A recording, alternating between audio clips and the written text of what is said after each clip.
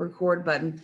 A note from all of us is thank you, because you all being the first group, the feedback is invaluable. You know, it'd be different if this was the GRI. There are 55 GRI instructors statewide who've all been doing it for years, me included. We know what to expect. We know what it is. The product is pretty much set. This being brand new, we needed every drop of feedback you guys gave me. And when I finish today, a massive report goes in to the director of education at Texas Realtors. I mean, good, bad, page numbers and everything. The formula heavy, day 2. And Martin, it might just be you. Can everybody else hear me? I'm checking the chat. Okay. All right. So, you know, again, everything is going up the ladder. This is not going to be Mishika's love fest to the directors. I'm going to let them know about how the curriculum unfolds, how it rolls out. Quite frankly, I do like that we get to slow down the closer we get to test day. Had we slapped y'all with math today, different story. You know what I'm saying? So I do kind of like that we hit it heavy early and chilled as we went on down to the 4th day, but that's just me. I may do some work with them to see if we can separate the math into 2 days instead of making it so heavy in one. But again, good, bad, ugly, and different, it all goes up the ladder. The top lady is going to hear what you all had to say. So thank y'all again so much for the appreciation, the love, and signing up.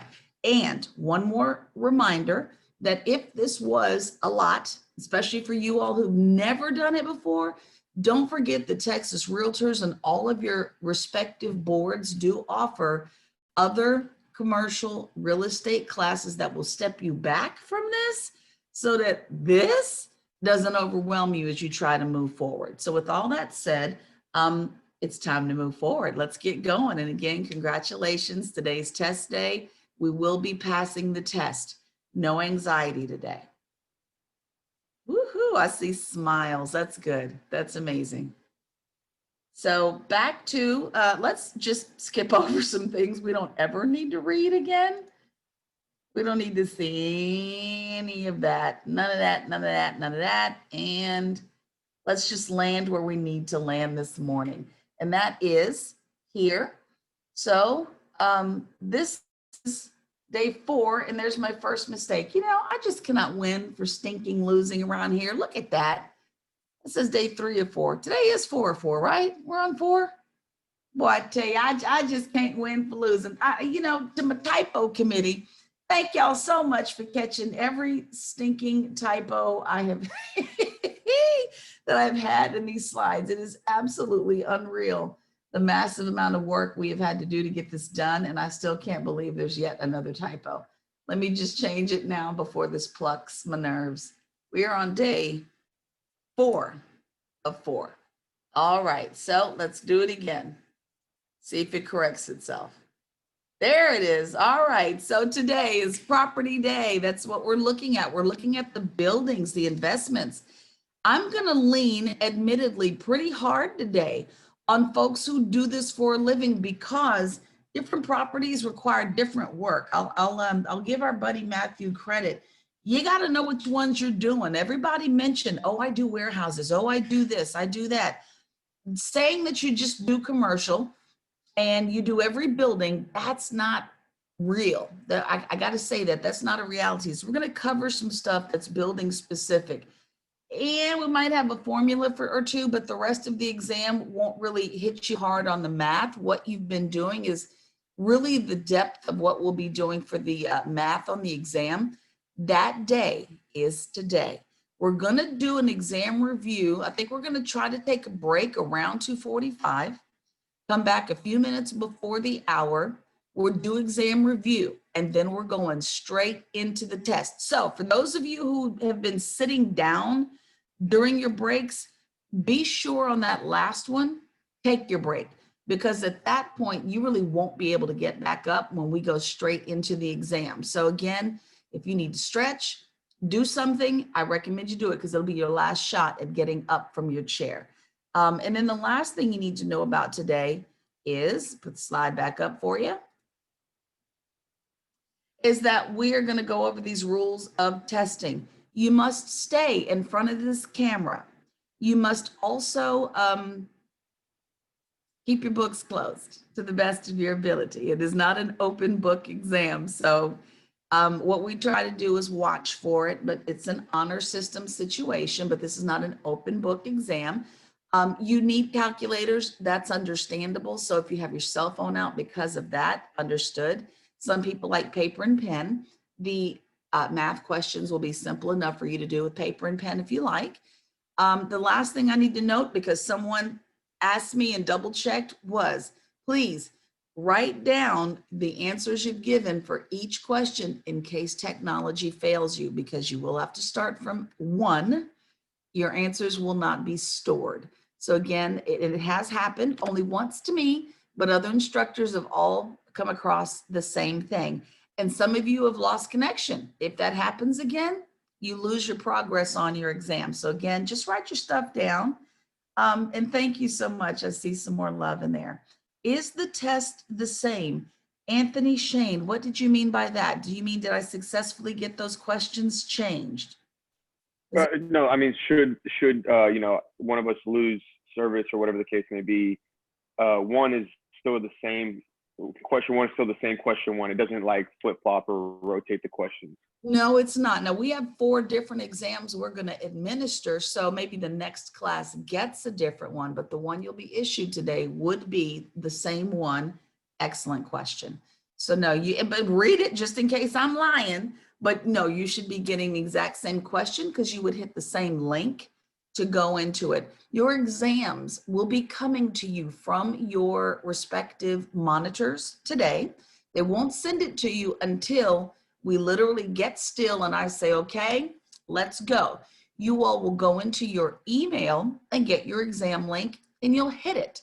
Now here's where I have to ask a huge favor. This is an experiment. If you didn't get your exam, please don't chat verbally about it. Put it in the chat. The monitors and I have kind of had a conversation already, and they're going to be looking to see which of you say, I don't have my link. But this way, we don't disturb people who are already in testing mode by talking back and forth. If that doesn't work, of course, Ronnie and you can get on the phone. Diana and you can get on the phone, but we're going to try to eliminate all of the chatter live and vocally when people have already begun. So let's just see how that works. And heck, call me if you're having trouble. We'll get it together. With all that said, does anybody else have any other questions about how this goes? No, you don't need a number 2 pencil. Just check it. See if everybody's awake. Okay, so no other questions. I'm looking in the chat, nothing there. Well, you guys know what we're about to do in a moment. We're going to be doing exam reviews. So let me double check and see if there's anything else I need to share. All right, well, it looks like it's that time. We are going to do a little exam review, and we're going to do this thoroughly today, a couple of times today. And I'm even going to try to give you a few moments to yourself just before we start to just read over your notes. Sometimes it's easier when you read it for yourself than when you hear everybody jumping up with an answer. So we're just going to do everything that we can to keep anxiety down. How's everybody doing with test anxiety? I mean, are we doing a little so-so? We okay? Yeah, that's honest. Be honest. That's honest. And some people are like, hey, let's just do it. Other people are like, Lord, I'm scared. So let's give it a try and see how far we can get. Let me skip day 4, which is now. Let me go backwards. All right, just want to isolate that part of the exam. I did also get some new questions for you. So we did successfully remove and rework your exam to skip the Excel spreadsheet based questions. We got you some substitute questions in there instead, so that way you don't get dinged with stuff we never presented. Technically it's in the book, but why make life hard, right? Here we go. So an area in Texas, like the Dallas, Fort Worth, Arlington area, is considered a what? You can either give me the 3 letters or the full word. There you go. The MSA, that's exactly what it is. And by the way, extended lunch, if I can get it in, yes, but I have to admit today is an aggressive day because it's a short day. I got to give you enough time to test and review, so I got to cut 2 hours off your day. You might just get a straight lunch. And then yes, it's a metropolitan statistical area, Raymond. Good try though. All right, so due on sale clauses. Where do we tend to see a due on sale clause? What type of loan? Residential loans, absolutely. Mostly, yeah, conventional residential. There we go. Thank you, Bisan. Got that. Let's see. What are commercial real estate loans based on? They're looking at the strength of something versus someone. What are they looking at the strength of? Exactly, the property's ability to cash flow, exactly. Let's see. Commercial real estate cannot be easily substituted for another one. And that has something to do with market what? There's another word, market something. And this has to do with the fact that there it is, market inefficiency. That we cannot easily substitute it, and it makes it a bit of an inefficient market. Awesome. I'm loving the typos. I'm glad I'm not the only one. Patty said, look, you just get a few letters. You know what I'm talking about. Thanks, Patty. Here we go. Real estate market cycles. Do they tend to last than other ones? Do they tend to be shorter than other ones? Are they very predictable, or they'll always result in volatility and severe price swings? Which one? They tend to last longer. That's exactly it. They tend to last longer.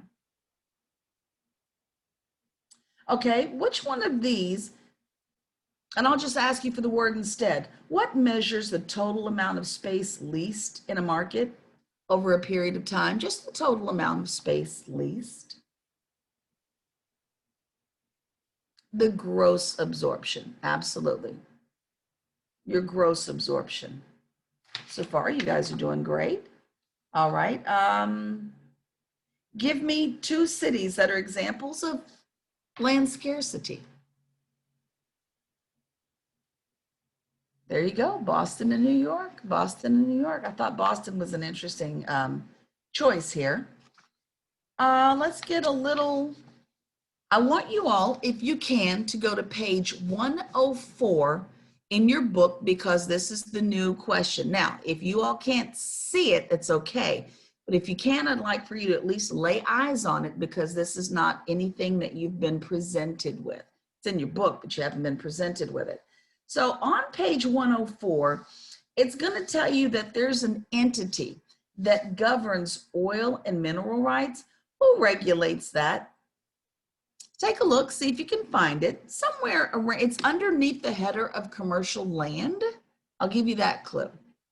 Who's regulating oil and mineral rights? And then put it in the chat when you see it. Cheyenne found it.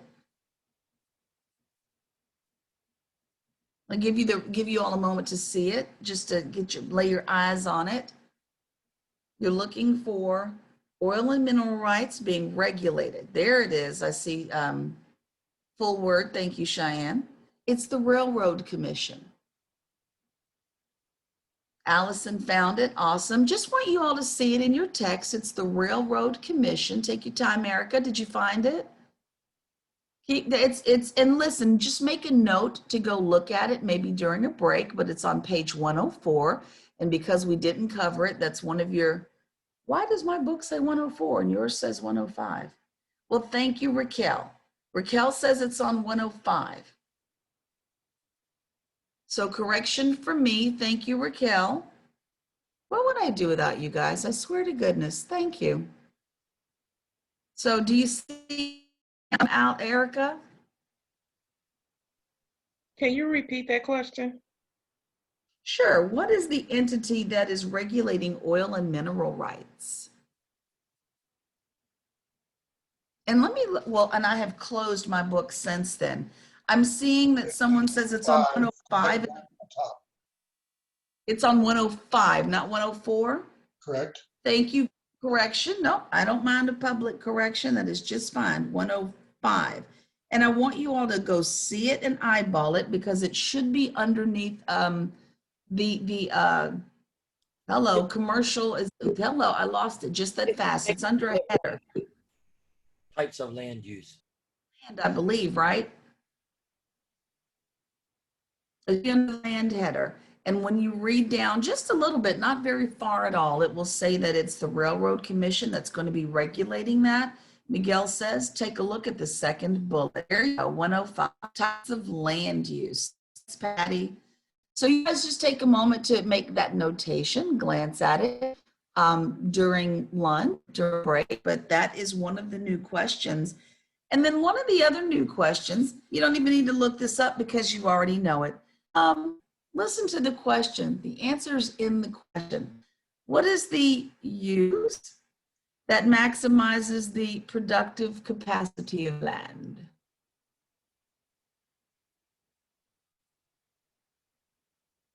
What is the use that maximizes the productive capacity of land? Is that me? I'm hearing some squeakiness, highest and best use. Someone put it in privately, but yes, it is highest and best use. Someone is telling me signal issues, but I've seen 2 people say it. How is my signal right now? It's okay? Okay, guys, let me know if it gets any worse. Okay. Awesome, thank you. Highest and best use. Again, the answer was in the question. It says, what is the use that maximizes, right? That's it right there. Best in use, highest and best use. It maximizes the productive capacity of land. Now, some of your selections might say optimization of land utilization. That's not real official. Then you've got the law of residual land value. Sounds official. That ain't it. All right, don't go for official. It's really very simple. Highest and best use. One of the answers that I wish was one of your choices, but when I put this in my automatic quiz later, one of your options will be the rule of because Mish said so. So that wouldn't be your answer either. But again, highest and best use is the use that maximizes the productive capacity of land. And those are your new substitute questions there. What is the term internal as a part of the internal rate of return reference? It means the rate of return is independent of something.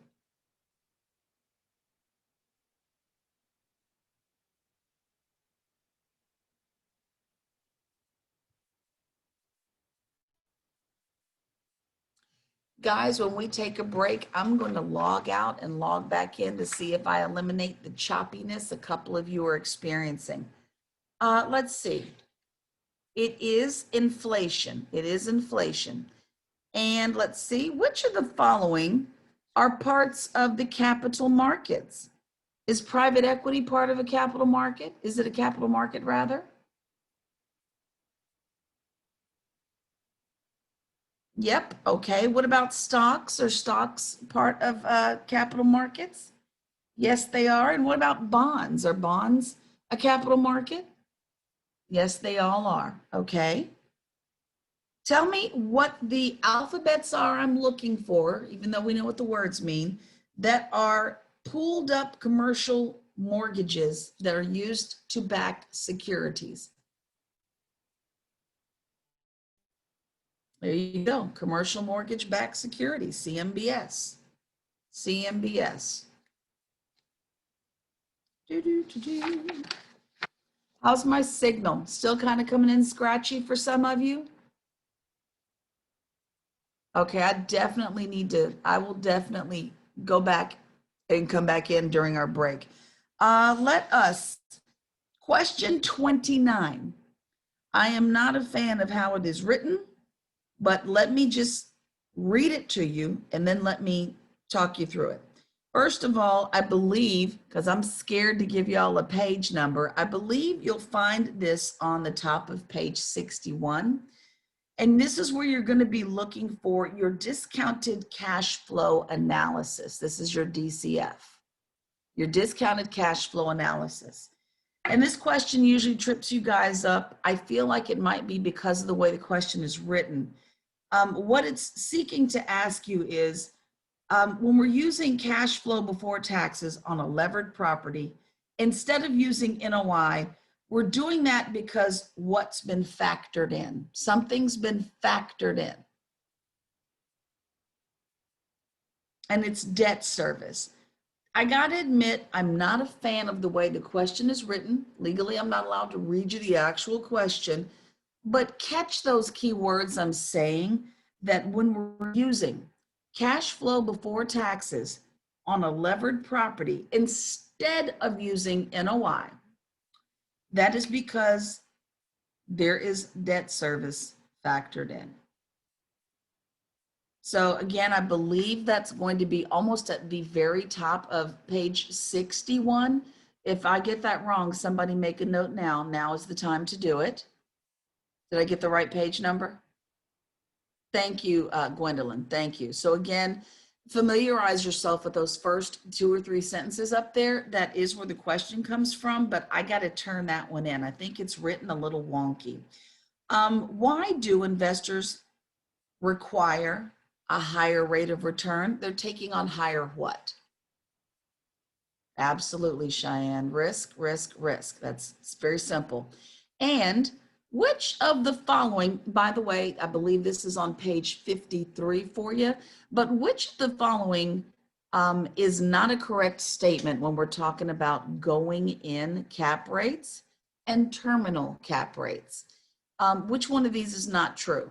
When we're looking at terminal cap rates, that's at the end of our holding period, we're going to do that by determining what happens in year 11 so that we can see the cap rate for year 10. Is that true?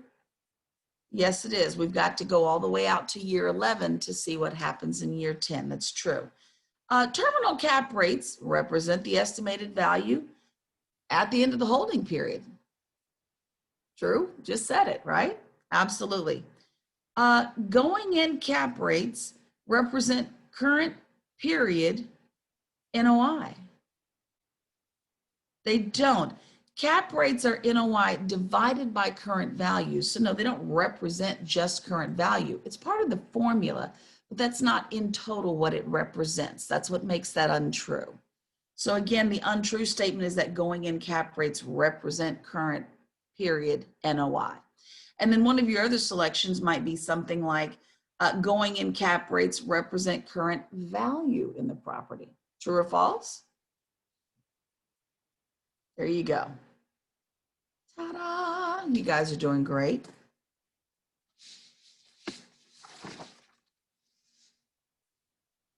That's me looking at a clock. All right, I believe on page 52, you'll find this one for anybody who needs to lay eyes on it. But if you can, type in the formula for me that shows you what we're going to do when we're looking for current value of an investment, when we're looking at cash flows over the holding period, and we're discounting for time. So we're looking for present value. The clue here is that we have to, we all already know what future value is. So what would that formula look like? You guys did a great job of typing it in. There you go.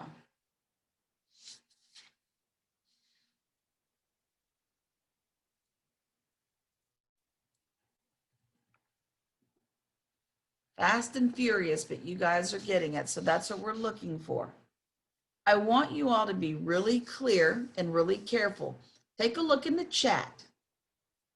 And some of you have written the full formula out, but some of you have gotten a few letters in there that may not be needed. So let's get real clear that we're looking at future value divided by 1 plus our rate multiplied by that exponent.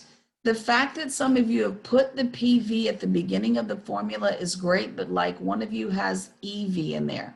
That's not the correct formula.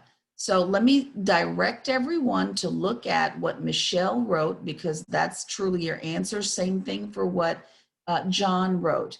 Future value divided by 1 plus R times your exponent. That's correct. Be cautious of leaning on the PV because it may lead you to an incorrect answer, just as a visual. And that's for all of my people who like to jump that gun. Technically, Cheyenne's answer is correct as well. But for those of you who tend to jump the gun, the actual formula we're looking for is future value divided by 1 plus our rate times the exponent, just to be clear. Discount rates incorporate the investor's what?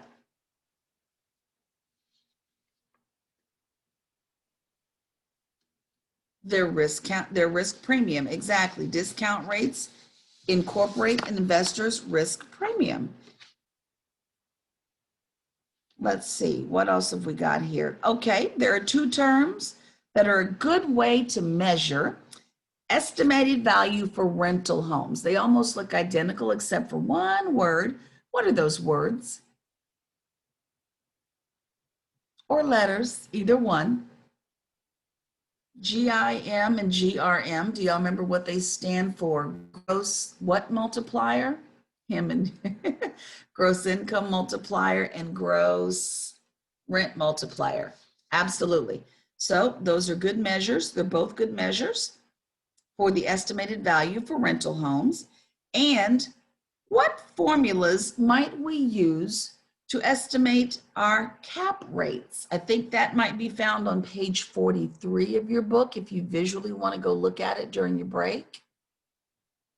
What formulas will we use? We can use, remember the I equals R times V, that's one of them. What are two more formulas we can use to get our cap rate? NOI divided by current value, absolutely, that's one. Right, and there's one more we're looking for. Absolutely, Patty, good one.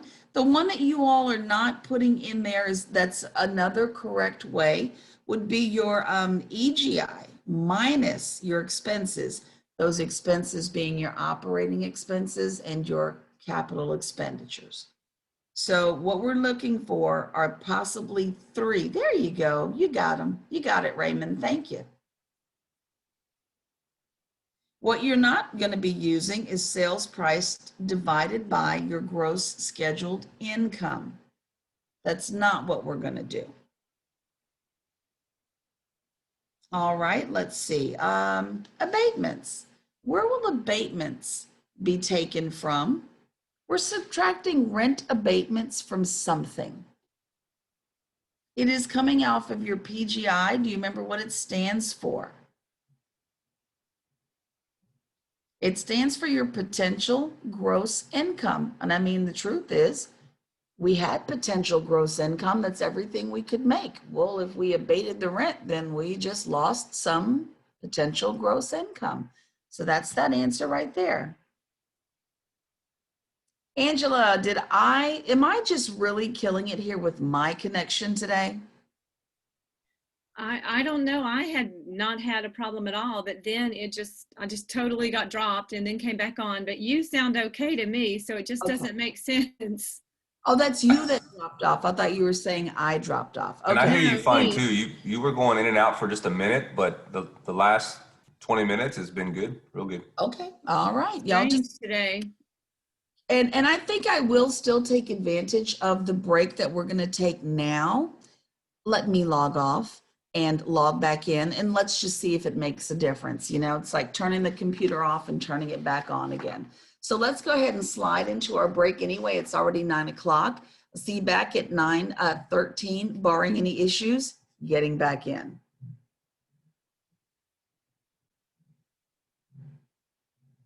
Okay, Ronnie, everybody wish me luck. I'll be right back. Whew, I'm scared. I'm scared. If I end this, am I going to kill this for everybody? So, Mish, what you should probably do is make one of us an actual host So when you get out, you leave and don't end it, and then we can make you the main host when you come back. That's what I was gonna say. Something in me was like, oh no, wait a minute. Okay, who's at the top of the list? Ronnie, you happen to be at the top of the list. Let me make you the host. Okay. Now, Relinquishing the Get in. control. Thank y'all. That would have been disastrous. You're seeing that you're the host now, correct, yeah, sir? I am the host now. I see. Hopefully this thing continues recording as well. Be right back. Okay, and you're Sure. right, it does. It says leave as opposed to end. Exactly. Oh, thank y'all. Thank you.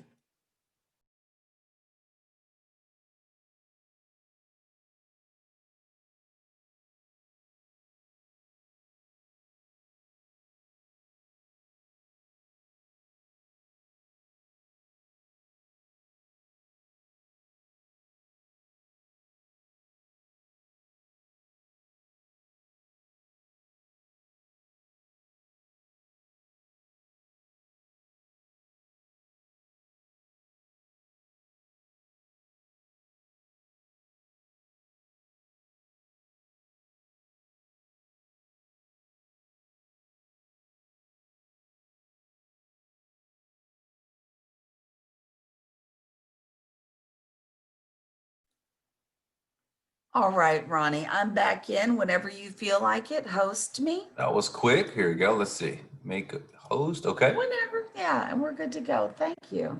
Sure. You're welcome.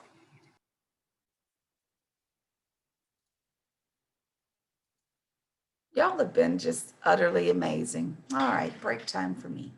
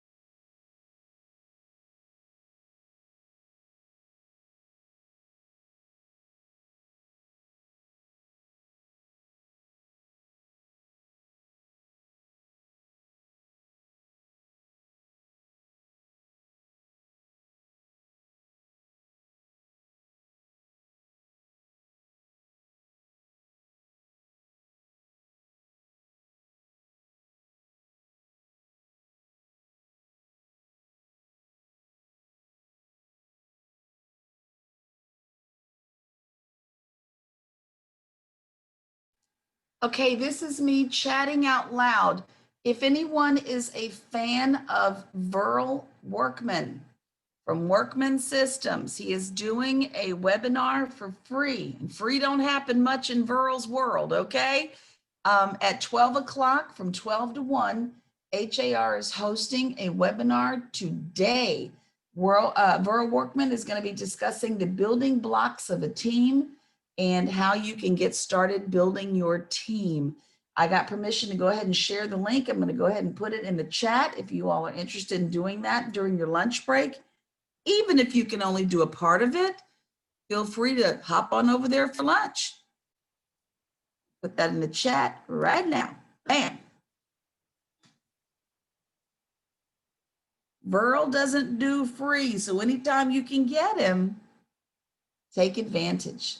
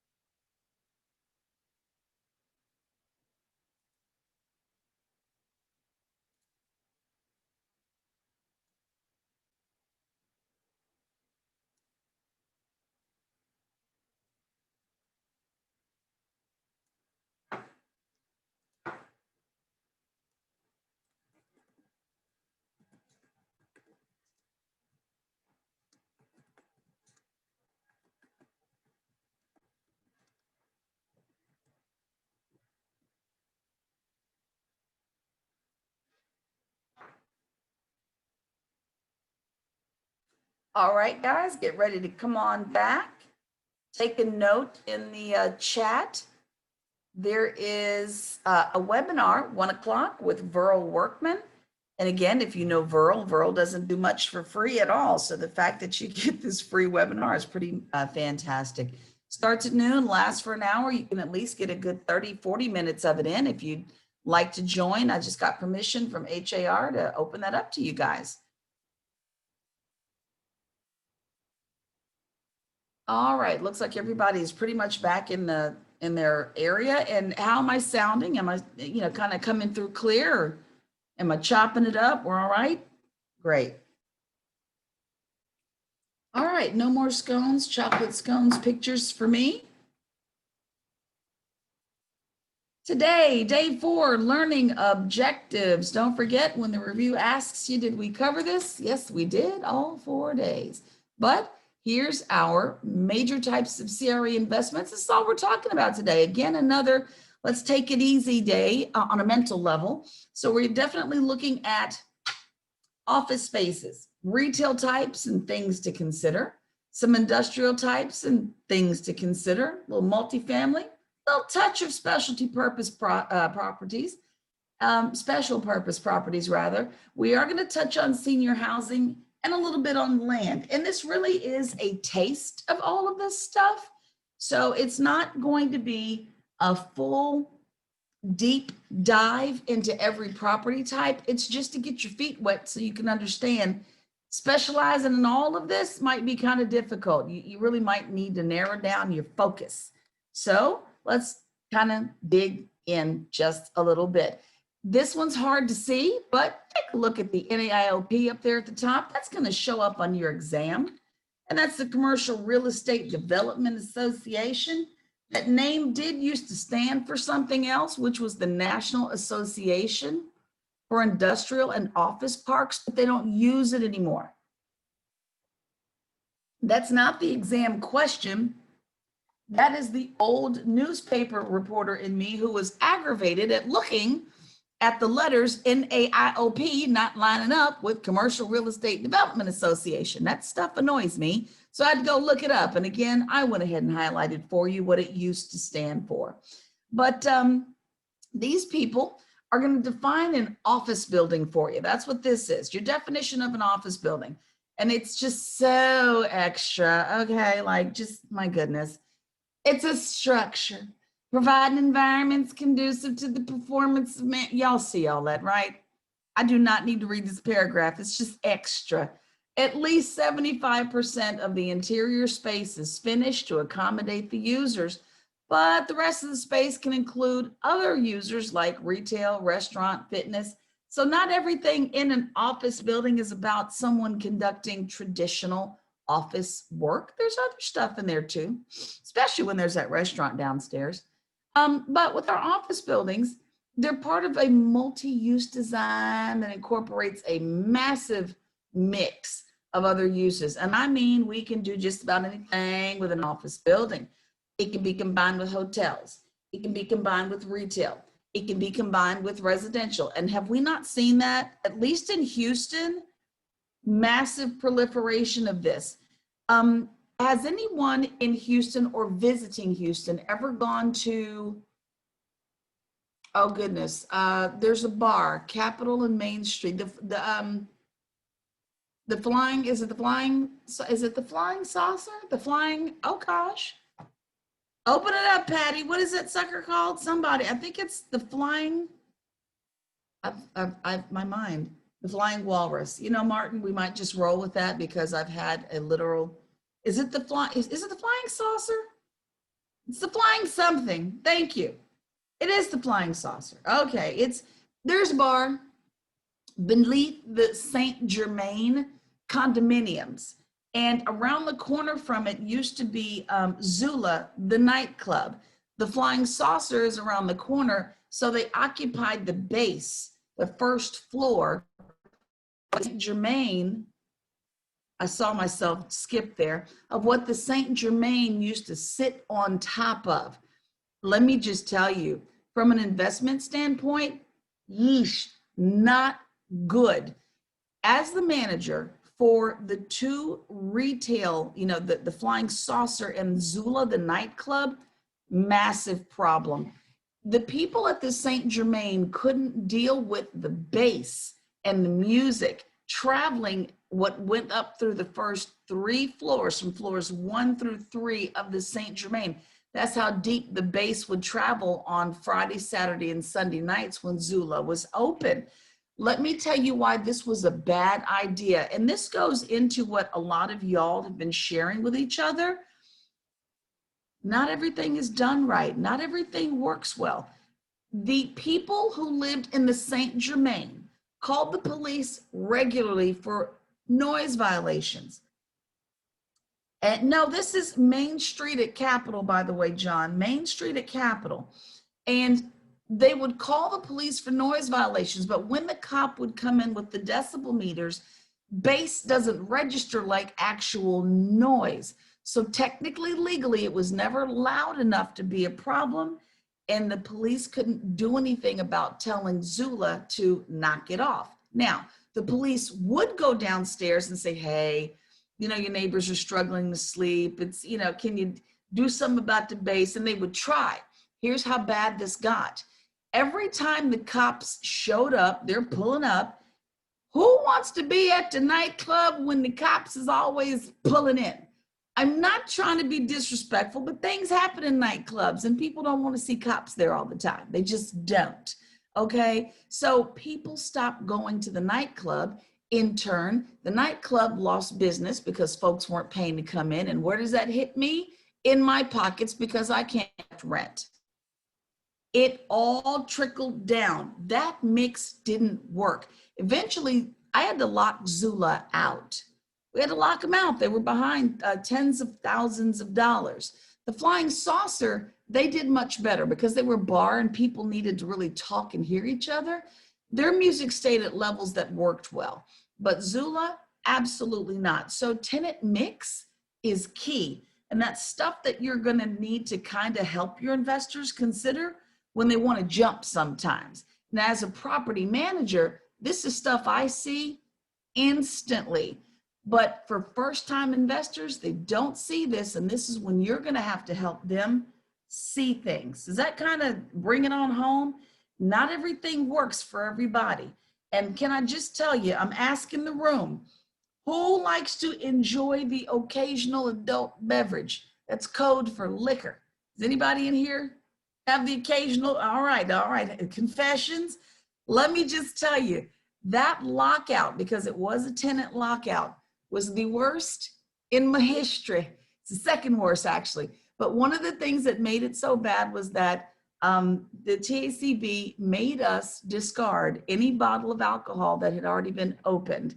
So if there was a pour spout in it, y'all know what it took us 3 days to do, right? Yeah. We had to turn it all down and let it go down the drain. Call in a few friends because I need a little help. Guys, I can't empty out this liquor by myself. My friends were just like, excuse you, you want to do what with the Patron? Yes, jump it. I caught one of my friends over at the sink doing one of these, trying to catch a little liquor, if you can believe. But the truth is, lockouts are horrible. They take time. Money is lost, revenue unforeseen. It's horrible. It took us 3 days to drink it all. I see you, Rick Snow. But it really was difficult. And then we had to account for every label that was not open because every individual bottle in every bar all over Houston has an individual number on it. We had to record it all. Bottom line though, horrible mix. Tenants called on this tenant, cops showing up, bad for nightclub business, couldn't pay rent, shut it all down. Bad, bad, bad. So bear in mind these mixes that this slide is mentioning to you, because not all mixes are good ones. And if y'all have a story to share, please do. This is something that is elusive to a lot of folks. And this is the tenant use, the ABCs of office buildings. What are we classifying the building as? And people, oh yeah, it's an A-class building. Oh yeah, it's a B-class building. And this really kind of escapes some new practitioners. The way your book is kind of narrowing this down for you is it says that it depends on its perceived value in its respective space market. What?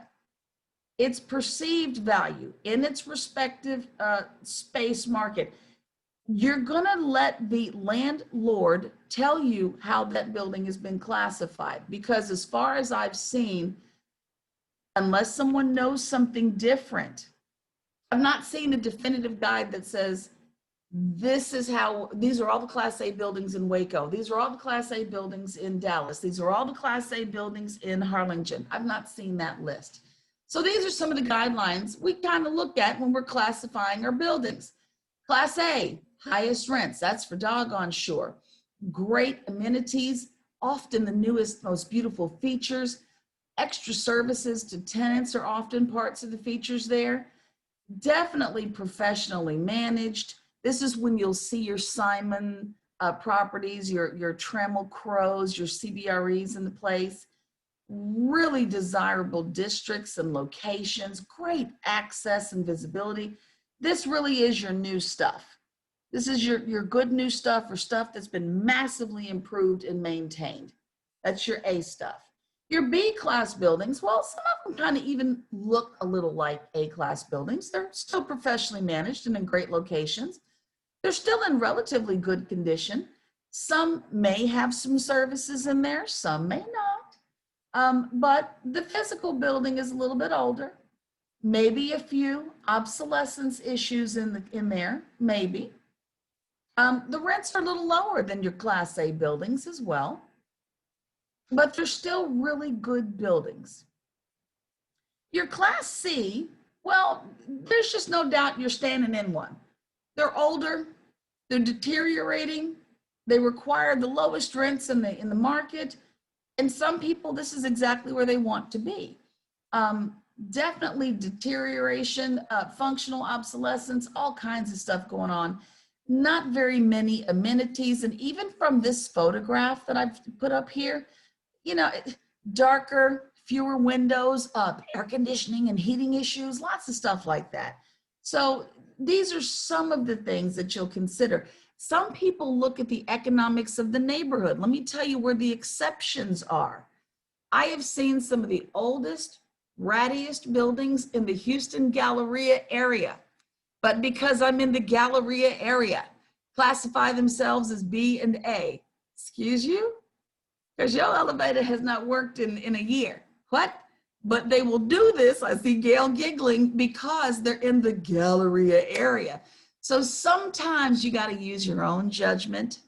And if you're doing any leasing and tenant rep, you have to fight that fight, because you know good and doggone well you're not an A-class property just because the Galleria is right there. It does not automatically make you an A-class property. So again, highly subjective sometimes. You'll have to use your judgment and know what you're looking at when you're looking at these buildings. I'm still laughing at Rick Snow saying it took us 3 days to drink all that liquor. So classification by types. What's in a name? Well, not too much, but it's kind of good to know what to look for or ask about. So we're going to look at office buildings first. Office condos, they can be located inside of office parks. I see a question, who determines classifications? Often I've found, thank you, Patty, I noticed the breaking us there. Is it better? Is it worse?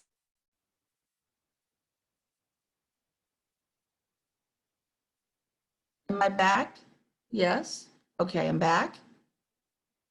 Wow, I'm having connectivity issues today. Okay, I did notice that someone was asking about determining classifications. I've noticed that landlords like to tell you what they call their buildings, A class, B class, or C class. I have found that from landlords. And all you missed when I was cracking up, right, was that buildings can be in lots of different environments. That's your office condo right here. I don't think this is the one I sold recently, but it definitely has a common roof like a condo would. You got 2 different doors, 2 different owners. You've got office parks, and there's another condo. This is the one I sold. But then you've got office parks. You've got high rise and low rise and mid rise buildings. So we've got lots of things to consider when it comes to office buildings. Which ones are you going to get involved in? Well, that requires some specialization. Take a look at those office condos one more time. They're owned, not typically leased unless the owner wants to lease them out. That's something they choose to do on their own later. But I find that the owners also sometimes use their own space. I had asked a question. You know how if the building, like they have buildings and they remodel them and it become like brand new, are they able to switch classifications then? Some of them do, depending on all the remodeling and upgrading that was done. You could take a C class to a B class. I'm not sure you'll ever take a B class to an A class unless the thing was built just 5 years ago and you did some massive, upgrade and all those features. But I have seen people do that with C to B for doing roof replacements, elevator replacements, total changes to the fascia, absolute service upgrades inside, changing the floors from, oh, I don't know, VCT to travertine. You know what I'm saying? Like when you do massive upgrades like that, even taking bathrooms from traditional, you know, hand flushes to auto flushers to control water consumption, et cetera. Yes, I have seen it. Real good question, and thank you for stopping me, because I was noticing myself chopping up and I stopped reading the chat. Thank you. Ish. Yes. I found some resources for classification and the type of a building. If you'd like to post that, you certainly, sorry, it's on my book. it's okay. Thank you. So Your here book, is definition. that your book? Yeah, it's definition of the class ABC. Yeah. No, but I'm saying in each market, I've never seen a market say, these are our class A's, these are our class B's, these are our class C's. I'm just saying by market, I've never seen the place you can go to look up the buildings, not how you classify them, but who did the classifying. I've just never seen the, It's from the IRA. right. But I'm saying per market, Yeah. you gotta catch what I'm saying. Per market, I can't say, Waco, go to this list and here's your list of all your buildings that are of this, that, and the third. That would change depending on what happened. Hurricane Harvey would have changed a whole bunch of stuff. The key factor is probably location. It's because class A building in Waco, it could be class C in Houston. So. Exactly, and that was my whole point. But let's keep moving, guys. So let's see. Oop, we already saw these pictures. Let me skip ahead. And then we've got our office parks, and you guys have seen these. They're actually quite popular. I like them.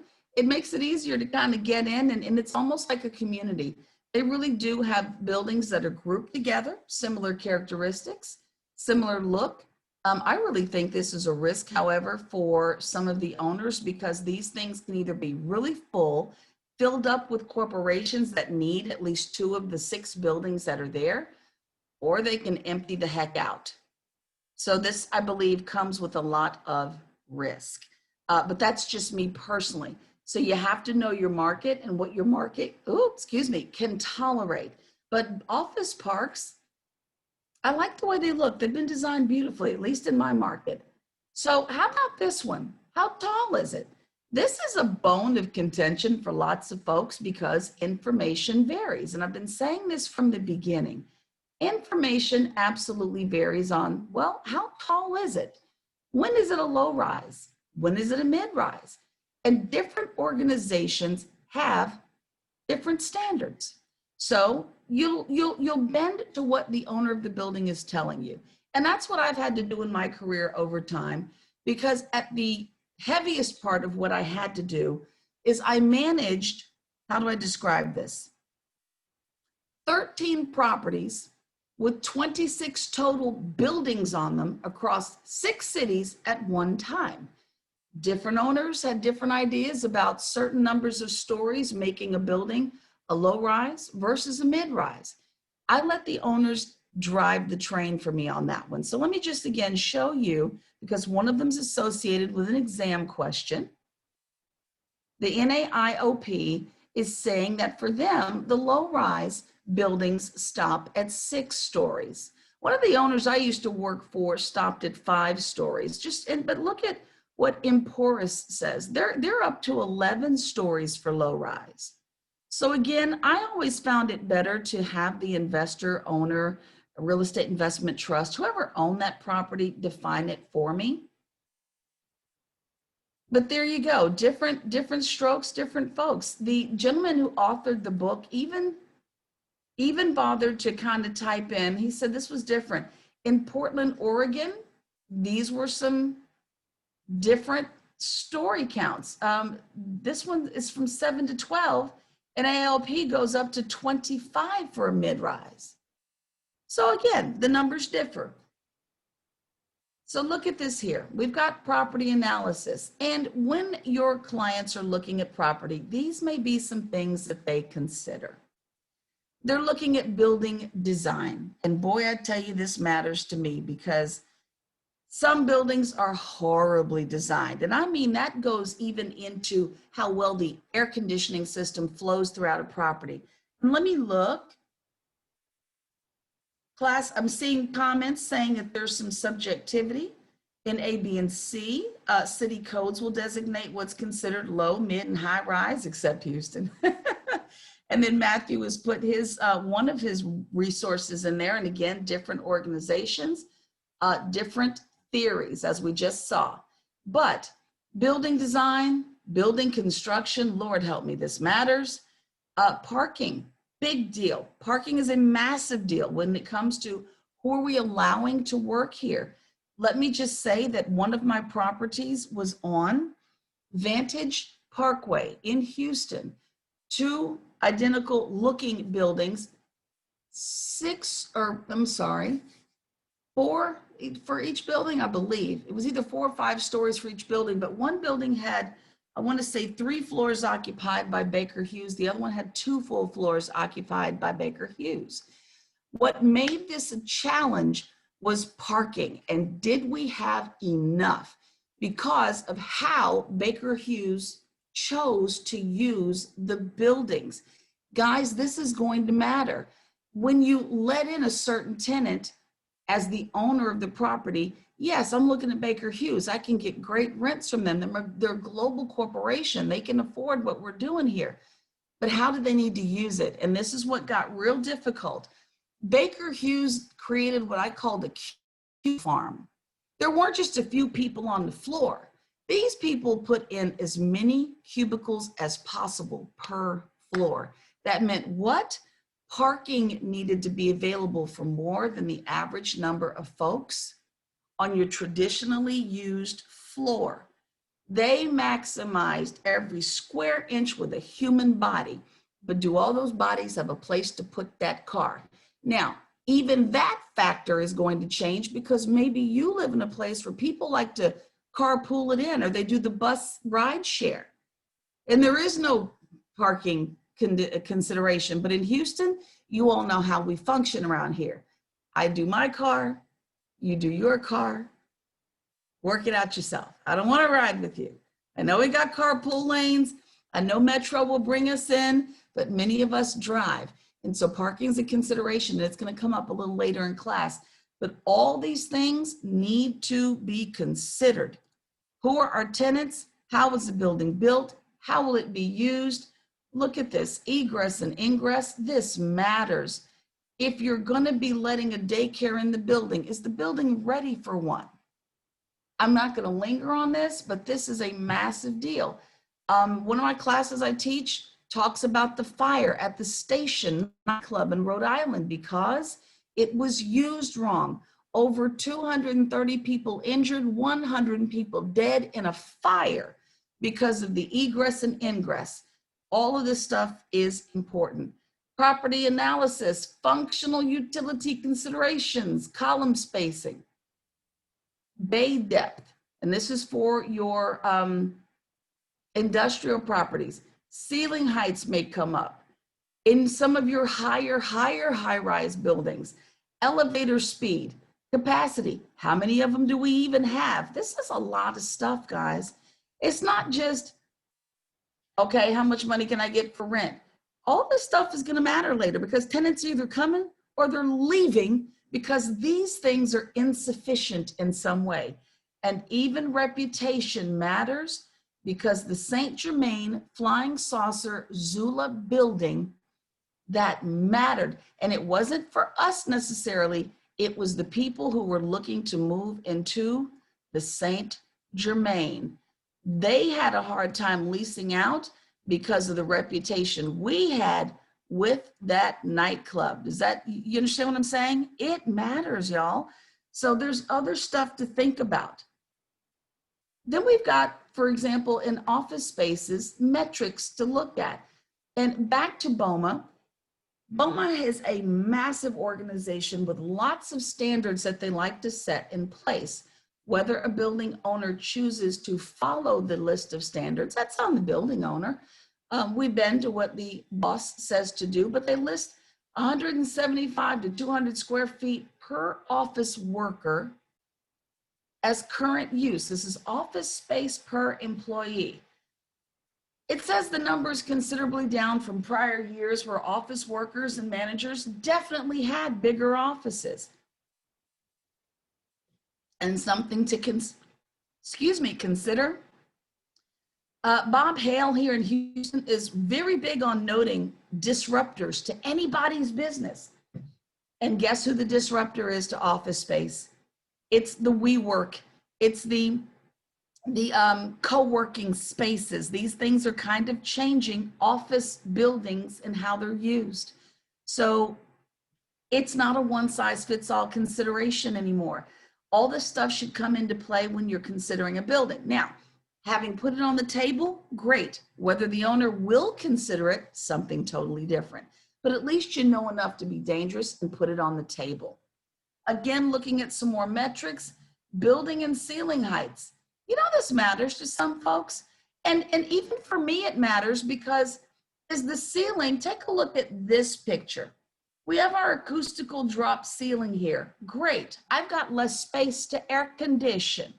But if I've got a higher ceiling height like this one, and I've got more windows there, see the windows go from ceiling to floor. At least the windows stop here, but we're talking radiant heat here. Unless the windows were put in to counteract the effects of radiant heat. So now we're looking at how much air conditioning and cooling am I running? It gets monstrous over time. Extra things to consider. It isn't just about the building and the envelope, it's what's going on the inside too.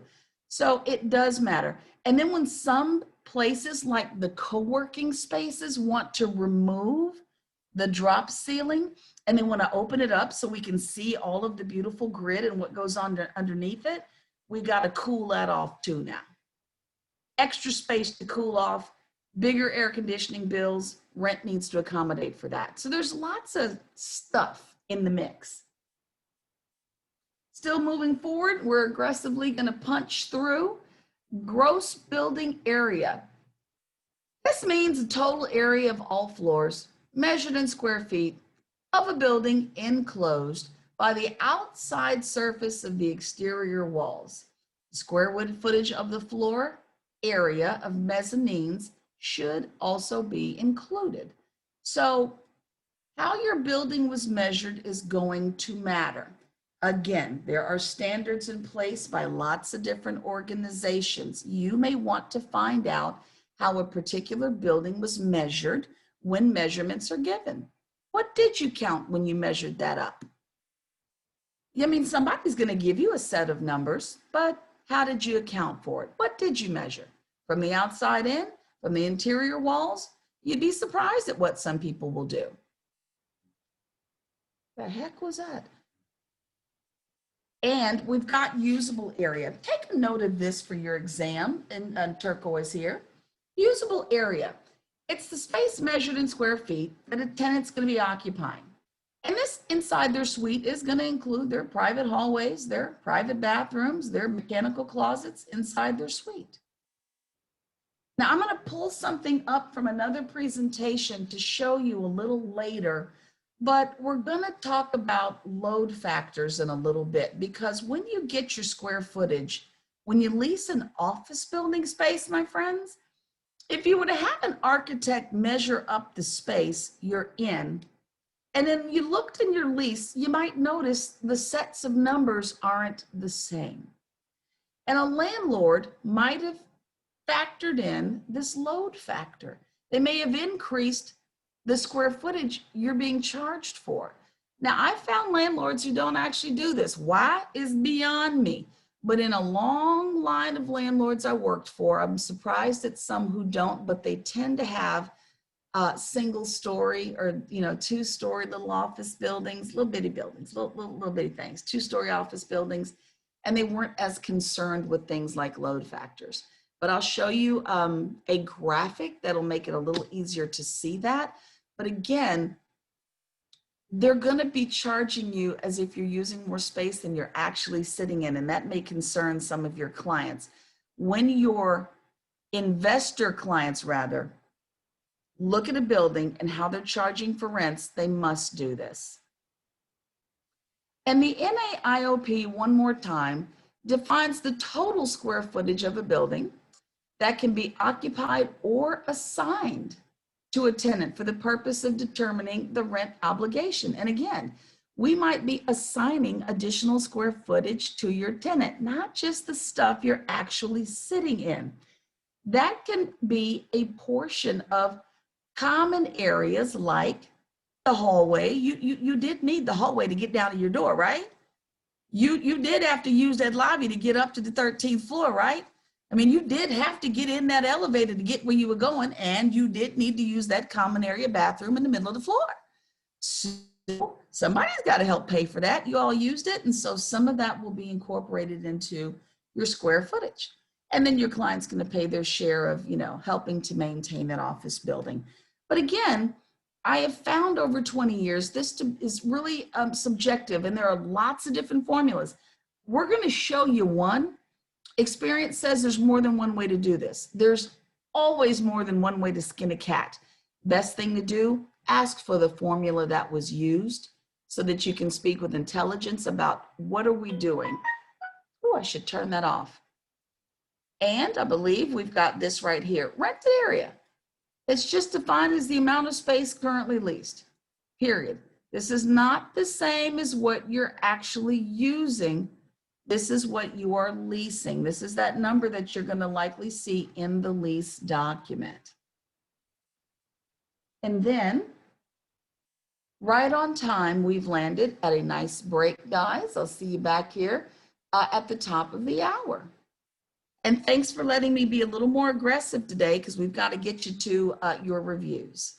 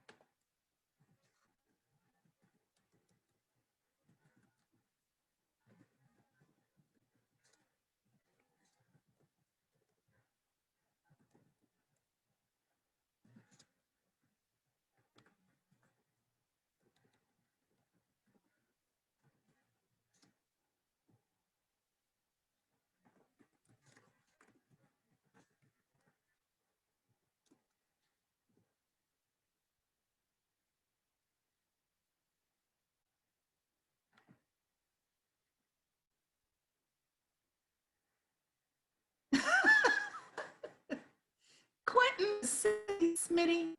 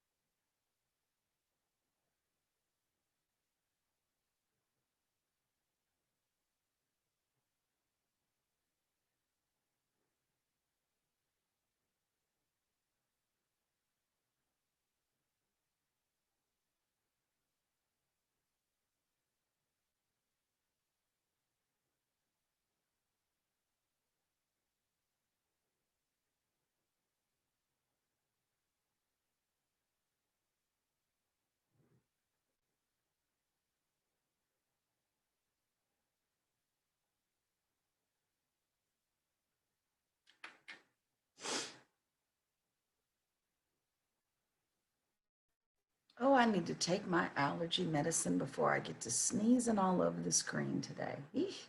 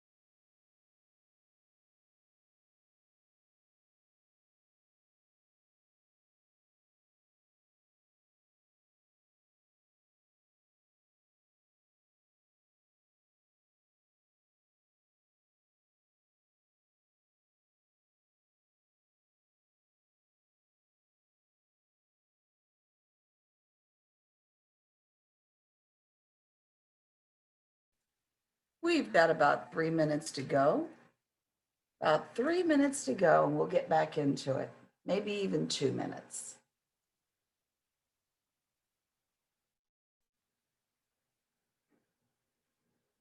Announcement in the chat, free 1-hour webinar at lunch with Viral Workman.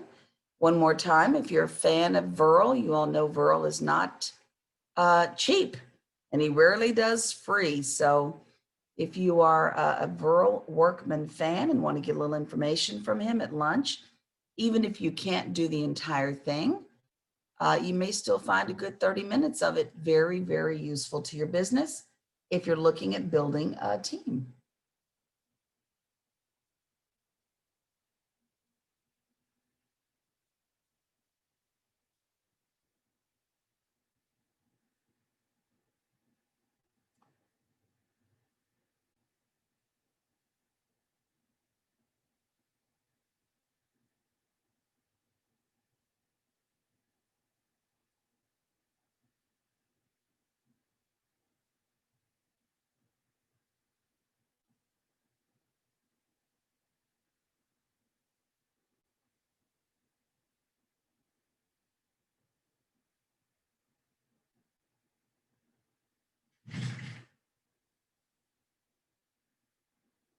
Get ready to grab your snacks and come.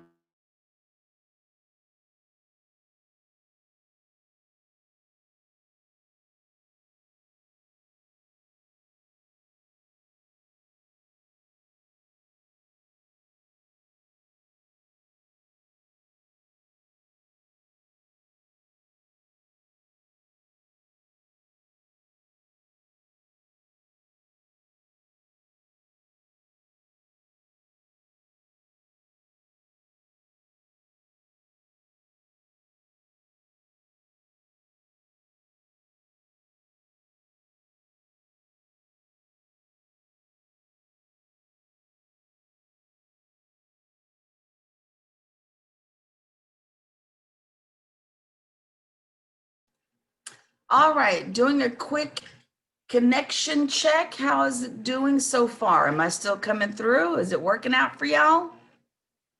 Sounds like popping off and popping back in worked out a little bit better. Awesome. Okay, reading a couple of private messages in chat. Thank y'all for the feedback. To the person who left me the private message in chat, got you an answer in there as well.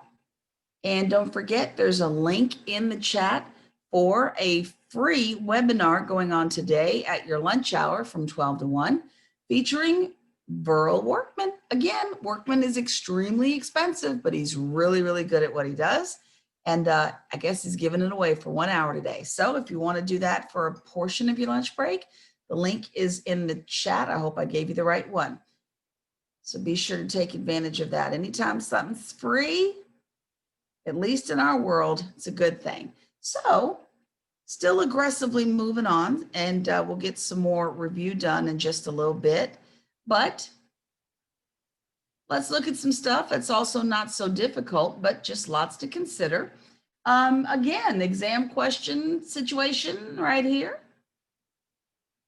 The load factor, said we'd kind of glance at this, and we're not going to linger too long on it. And while you're kind of writing that down and absorbing what you're seeing, I'm going to go pull something up for you. Let me pull something up. I want you all to see this from a different point of view. It's not in your book this way, but I find that it's a little bit more helpful to present it this way. So property owners are often going to use a load factor to determine some rents based on a tenant's usable square footage. First, this load factor is going to be determined by dividing the building's rentable square feet by its usable square feet. Now that's going to mean something to you, but let me get this image up for you and it might make it a little easier. Let's see. Commercial leasing or commercial property management 101. This might make life a little simpler. Let me go ahead and open that up for you.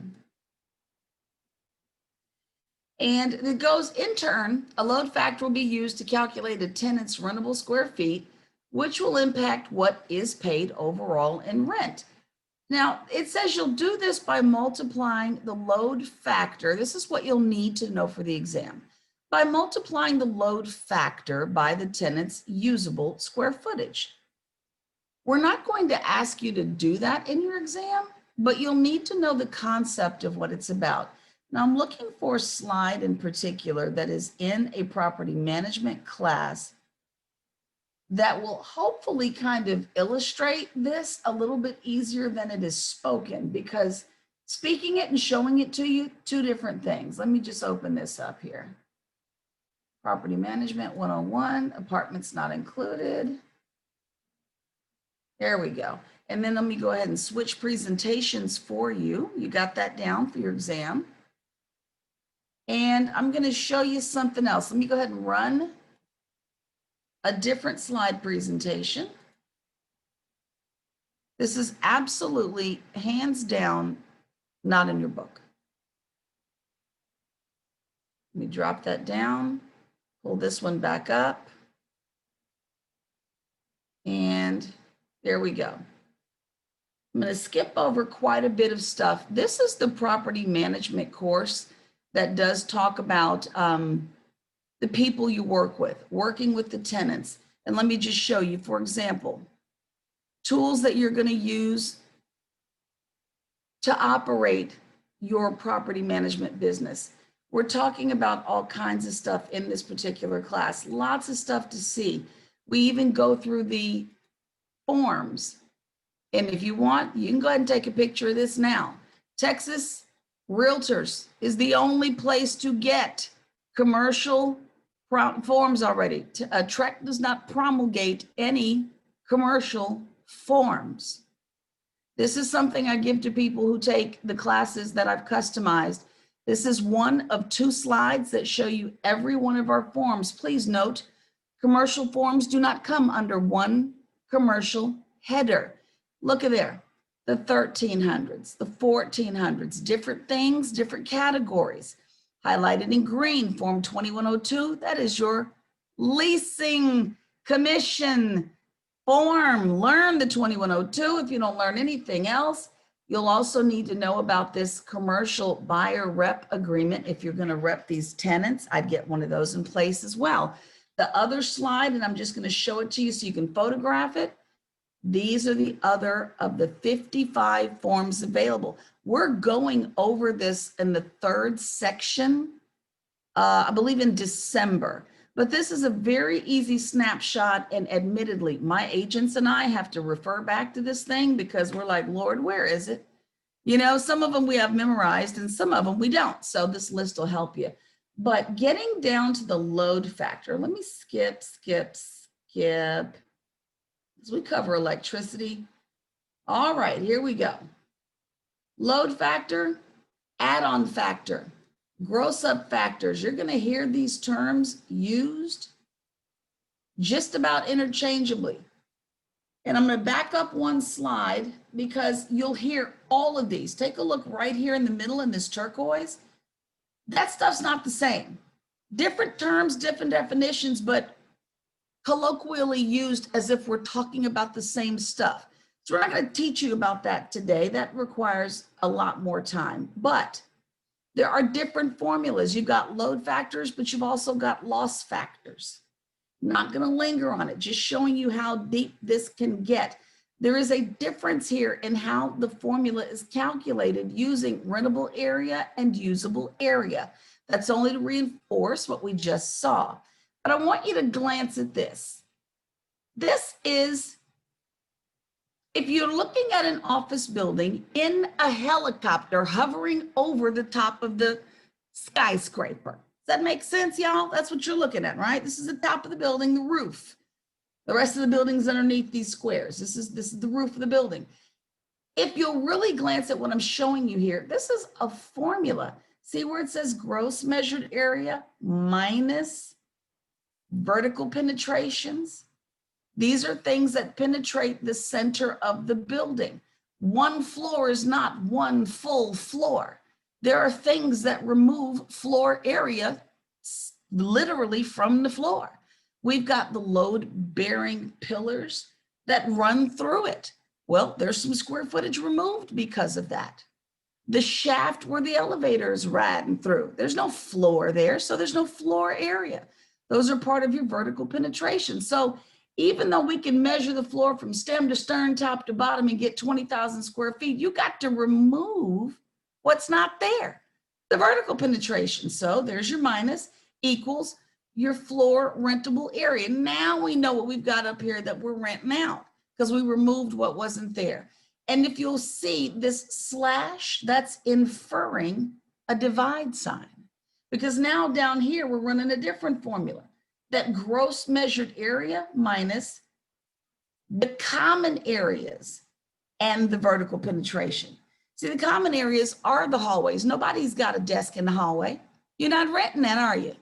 But housekeeping's got to clean it, and I've got to figure out what portion of that hallway belongs to you because someone's taking care of it.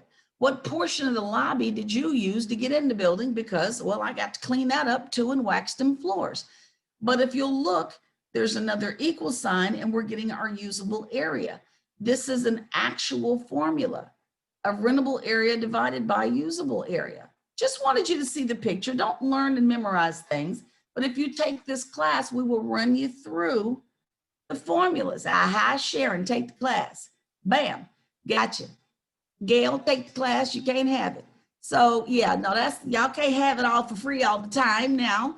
Cut that out, I love y'all. But I did want you to at least see that. There are lots of formulas, lots of things to consider. It's not just let's measure the floor. It's not that easy, and different measurement standards are in place. I've never had an owner measure it the same way. Now, I will tell you this. I've had building owners tell me what the factor was and didn't ask me to do the calculations. They already knew what they were using as an add-on or a load factor, however it's going to be referenced. I simply wanted you to just be familiar with what the concept was about. And that's for accounting for space that was used, not rented, so to speak. So that's what that was about. Pull up my world. All right, so it looks like you guys should be looking at a cray-cray parking situation. Is that what you see? This is Houston parking all day long. I'm just teasing. Parking ratios are very important. Will there be enough parking for the kinds of tenants you intend to have in your space? Will there be? I don't know, but parking ratios come up. And the NAIOP data suggests, because we're going to bend to what our respective markets are saying, but they suggest a ratio of 4 parking spaces per 1,000 square feet of leased. That's what the NAIOP says. This is what the city of Houston says. Now, you can try to glance at that if you want to. You'd be better off just going to the City of Houston website and trying to download this yourself. But I did want you to see that the City of Houston was very serious about its parking ratios. And the ratios change depending on how your property was used. We've got commercial use, but take a look. Golf course, movie theater, bowling alley, and parking matters for those businesses, right? It's a massive deal. But then we've got religious and educational. They break that down. Elementary school, junior high, college, library. Is it a church? You know, what are we doing? Residential, broke that down too. Apartments, single family, retirement community, hotel or motel. It's interesting to read how many spaces they need per square foot. So even though the NAIOP has a standard, your respective markets may have different standards broken down by a look at all of the variation. So some of the tenants that I'm looking to place now in my current business, one of the first things I have to ask about is parking ratios. My client sells acai bowls. I don't know if you know what that is. You can go look them up. They're beautiful fruit bowls.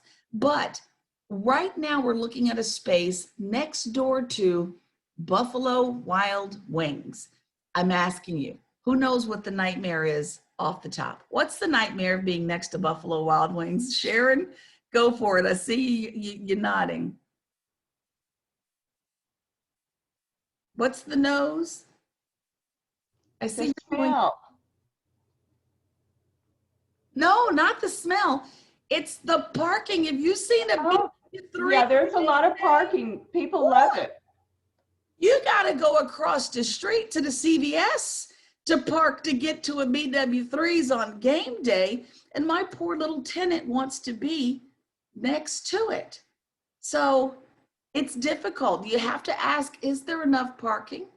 And are you even going to allow for reserved parking just for my clients so they can get in there? So again, lots of things to consider. Let me put the chat back up because when I pulled that second presentation down, I lost my chat. I lost my participant list. Let me put all those back up. And I even lost my advanced view of the slides, but I'm okay without it. Okay, question out loud. I see parking. 1.6 is a parking ratio for a 2-bedroom. I don't specialize, Gerald, in residential management, but I will tell you this, I'm going to send you on a fact-finding mission. Call the city, ask. If you're getting into this and your client just asked you that, like I have to tell you, I don't know everything about everything in commercial real estate. That's to Matthew's point earlier in the day. You just don't. And I got to tell you, I believe that's a ratio of 1.6 parking spaces available for 2 bedrooms or per 2 bedrooms on your property. But call them. Someone will tell you. They'll break it right on down for you. And then that helps you, Matthew, pull your camera down. That helps you develop relationships with these people in these departments in the city when you need them. So I'm sending you on a fact-finding mission, and call me when you figure that thing out so we can share it with future classes. I love Gerald and his questions. I swear to goodness. All right, putting that back up for you. But with Buffalo Wild Wings game day, I feel for my tenant. She wants to be next to that sucker. Good luck with the acai bowls there. There we go. The source of the information. All right, here we go. Common area maintenance. This is your CAM. A lot of people use CAM interchangeably with phrase triple net. That's not actually true. Triple nets encompass CAM fees, but CAM is not triple nets all by itself. That's just a side note. But they are the owner's expenses related to the building. Sometimes security, not always security, just sometimes. And with regard to keeping things taken care of, the lobbies, the elevators, the bathrooms, the hallways. This is things everyone benefits from. Maintaining the air conditioning, maintaining the roof in an office building. These things matter. Owners are going to negotiate with tenants to recover a portion of those expenses. So we pass them through. Sometimes we do call them pass-through expenses. And we're going to do this. I keep saying a portion of these expenses because I'm billing you based on the percentage of this property that you're occupying. Now, there's different ways. There are different ways to calculate this. There is a gross leasable area. There's a gross leasable occupied area. That changes things dramatically, but we don't touch that here. But there is more than one way for a landlord to skin this cat.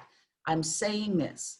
Look at the formula. Please look at the formula when they put it in the lease documents, or even with, and I mean the lease documents, not because you're doing tenant rep, because the owner is saying, how am I going to collect money for maintaining these common areas?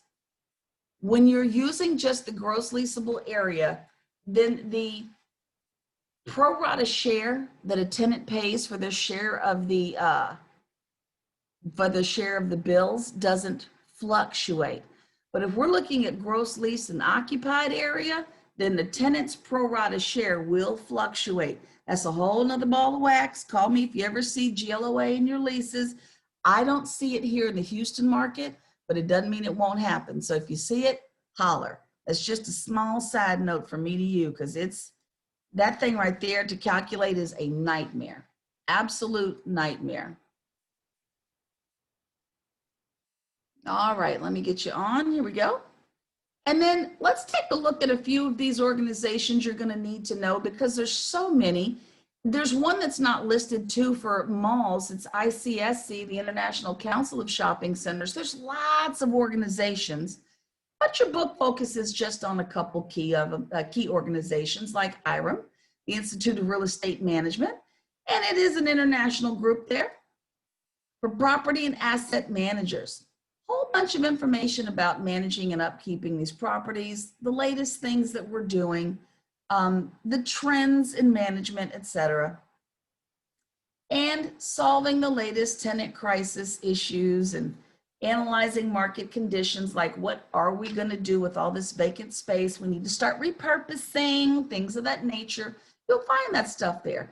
Some of these organizations even put news articles up you guys can read for free just to stay up to date with what's going on. But remember IREM, again, the Institute of Real Estate Management. Another one that the owner wanted to focus on was BOMA. That's the Building Owners and Managers Association. And I just like to say BOMA. I think it's a cool word. BOMA they've been around for a long time, y'all, 100 years, but this also appears on the exam. So you'll need to remember at least the alphabet, BOMA, because I've said it so many times, I don't think you'll forget.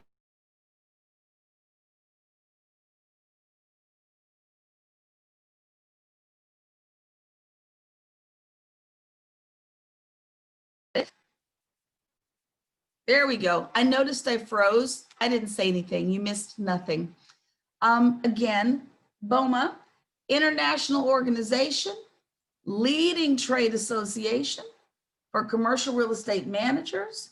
They represent all kinds of people, property professionals, dealing with commercial building types, setting industry standards that are historic. Some people still use them, some people do not. But if you want to know, especially where the old school and traditional standards come from, you better believe it started with BOMA. And again, some people will do their own thing, but this is the granddaddy of where a lot of industry standard was established. Then you've got the NAIOP. This has come up early in the text, but you'll need this again, just the NAIOP for your exam. You won't need to remember what it used to stand for. That was just something I put in for my own purposes. Just wanted to recall, look at what that actually stood for. But they're Commercial Real Estate Development Association. And they consider themselves a leading organization for owners and investors of office, industrial, retail, even mixed use. So they've got 19,000 plus members. They say they do a lot of work for advocacy for this particular group of people, but this set of alphabets will again also end up on your exam.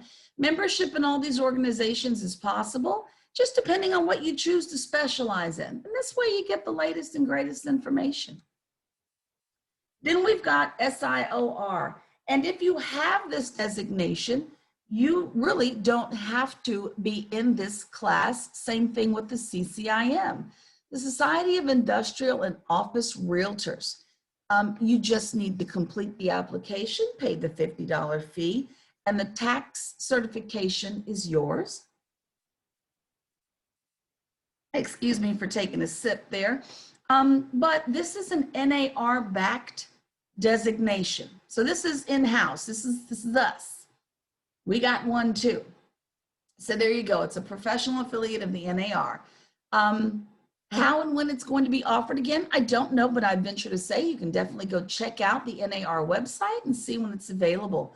But look at how many members there are. Not that many. So it's rare. It is rare. But when we see it in our industry, we know who you are. And then something else interesting comes up also in your text. And I thought this was fun because you'll see this a lot in CoStar. You'll see it in LoopNet, and different organizations use a walk score.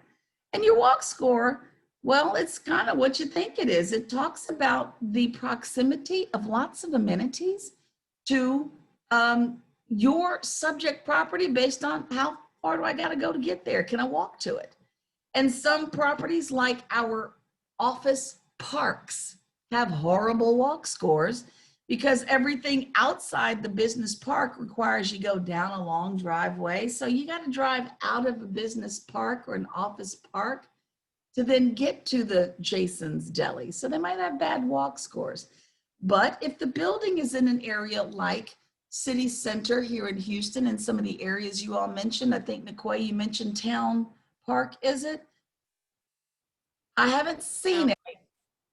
Town Lake. Is Town Lake surrounded by office and restaurants and different things? Yes, So it's buildings. a boardwalk, restaurants, and offices. Now I know what you're talking about. It's over by Bridgeland. Yes, correct. Beautiful. Perfect. I just realized what you were referencing. So everything is within walking distance. Great walk scores for that place. But you'll get a score and you'll need this for your exam. So let me put this back up for you guys. It's measured between 0 and 100. It's based on the number of amenities that are walkable from the property within a 1, remember the 1, that's key for your exam, a 1-mile radius. So a score of 0 is just totally not walkable. You're not reaching much by foot unless you're just a glutton for Texas heat and punishment. It's car dependent if it's a 0. And if it's 100, it's a walker's paradise. Buildings with very high walk scores might be able to demand higher rents. Now, that's arguable. I'm not walking nowhere. Miguel, if I can't get in the car and get to it, Laura, I ain't getting in there. That's all there is to it. I'm not walking anywhere. Sorry. But this is typically used for office, multifamily, and retail properties. People do need to know that. And even people who are leasing up spaces, you know, what's around here in case my employees need to get to something? You know what I'm saying? They need to know. Give me one moment. Take a look. Awesome. A little bit for that. Please. It was a big thing in the UK. When I was putting an office building in London. It was because we were doing the outskirts, and it was the distance. It had to be less than 5 minutes from a rail station. It had to be, or a subway station, one of the two. And it had to be so many fields from less than 2 minutes from a bus stop. And, you know, it was all kinds of things we had to go look at. Yeah, I forgot about the bus stops. Yeah. You're totally right, because the tenant might have had let me back up. I'm gonna give you a perfect, I love y'all. I just love y'all with the real life examples. And Nicoy, thanks again for Town Lake. I totally forgot about that. But Taryn, you're right. One of my tenants in one of my retail centers was a job center for people who never finished high school, but it was day laboring. There we go. It was a day labor place. And that place needed to be on the bus line, not even down the street from the bus, on the bus line, which meant people got on and got off right there at the property. And you're right. It's key for some folks to know this stuff. Isn't it sick what comes into play when looking at an investment? It is not just the building. Who's using it? How is it used? What's around it? So with all that said, let's keep going. And I am running you kind of through the day, but our goal is to kind of make sure you've seen what you need to see. So when we're looking at retail properties, let's go shopping. They can include freestanding structures, strip centers, all kinds of stuff. This list is on page 87 of your book. Lots of things to look at. And believe it or not, they all have different names. I do not bother with separating these properties by their proper names, but author wanted you to see them. So let's kind of take a look. We're breaking them down, y'all. So according to NAIP, of course, the freestanding structure stands alone. The cheese stands alone. McDonald's franchises, very rarely in this country will you see it in line. Other countries, you will see it in line with neighbors to the left, neighbors to the right. But here, it's rare to see a Mickey D's squeezed up between people. It stands alone on its own little site. Lowe's, big box tenant, but it tends to stand alone. It's on its own. So, note the square footage. That was the thing I thought was interesting. According to the NAIP standard, with a minimum of 50,000 square feet, this is for the big box tenants. There's, you know, just note the square footage there. Then they move on to strip centers. Now, NAIP says these are along main transportation routes, They're on narrow parcels of land. And they say that according to their standards, less than 30,000 square feet. This is NAIOP. Standards will change on the organization you're looking at. Then take a look at our Main Street retail shops. Main Street is what you're looking for here. And some people use this term, it means something. So even city planners, you'll hear them mention Main Street, and this does mean something to them. So it's typically concentrated in dense urban or urban-like areas. I'm asking as a matter of a quiz. Does anybody know where this picture came from? This is for the Houston familiar people. Do you all know? Gray, isn't it? Say it again. It's on Gray. Close, close. River Is Oak. that River Oaks? Yeah, well, now it's okay. It's Galleria adjacent. Okay. It's that steakhouse. Okay, who said it? I heard it. It was near where Sullivan's used to be, Highland Village.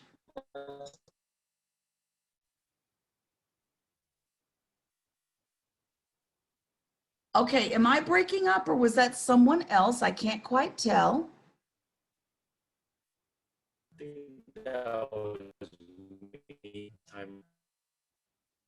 Okay, that's someone else. Okay, just making sure I heard all the breaking up, but that's Highland Village here in Houston. Just wanted to put that out there.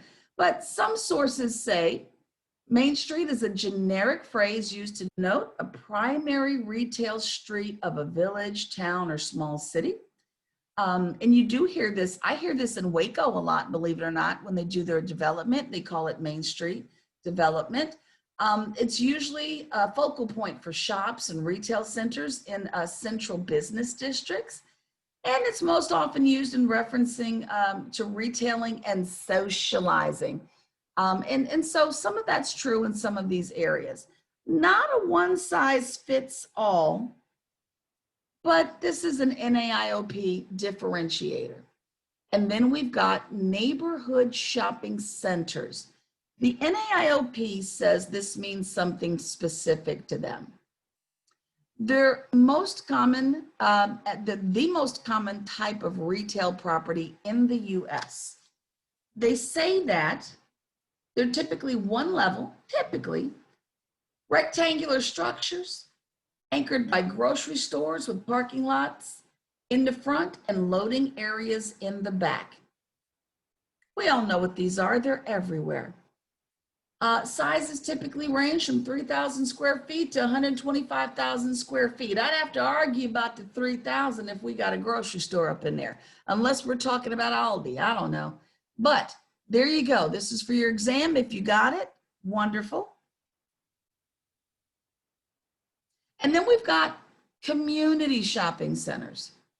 These tend to have a wide variety of shops as well as discount retailers. And I thought that was an interesting feature to notice discount retailers. In the example given in your text, they do mention Target specifically, and the range picks up where the last one left off at 125,000 square feet to about 400,000 square feet. Again, this is an NAIOP standard. And then we've got outlet centers. Who's a shopper of an outlet center? I'm just curious. I'm not a massive outlet center shopper. Do you guys do this? Are they really that good, Patty? Are we getting good discounts out there? All right. I've never done the outlet centers, but apparently these suckers are popping up all over the place. Well, yeah, I love them. Oh, we have one in San Marcos. I'm close I'm in New Braunfels. So in San Marcos, we've got like a Kate Spade store that I can go in and buy a great bag for $100. Gotcha. That's a good one in Bastrop. That's a good. Is there one on the Bastrop or something? Not a good one. Okay. I don't know. Well, I'm telling y'all now, is anybody in here from Bastrop? I'm just going to have to say this.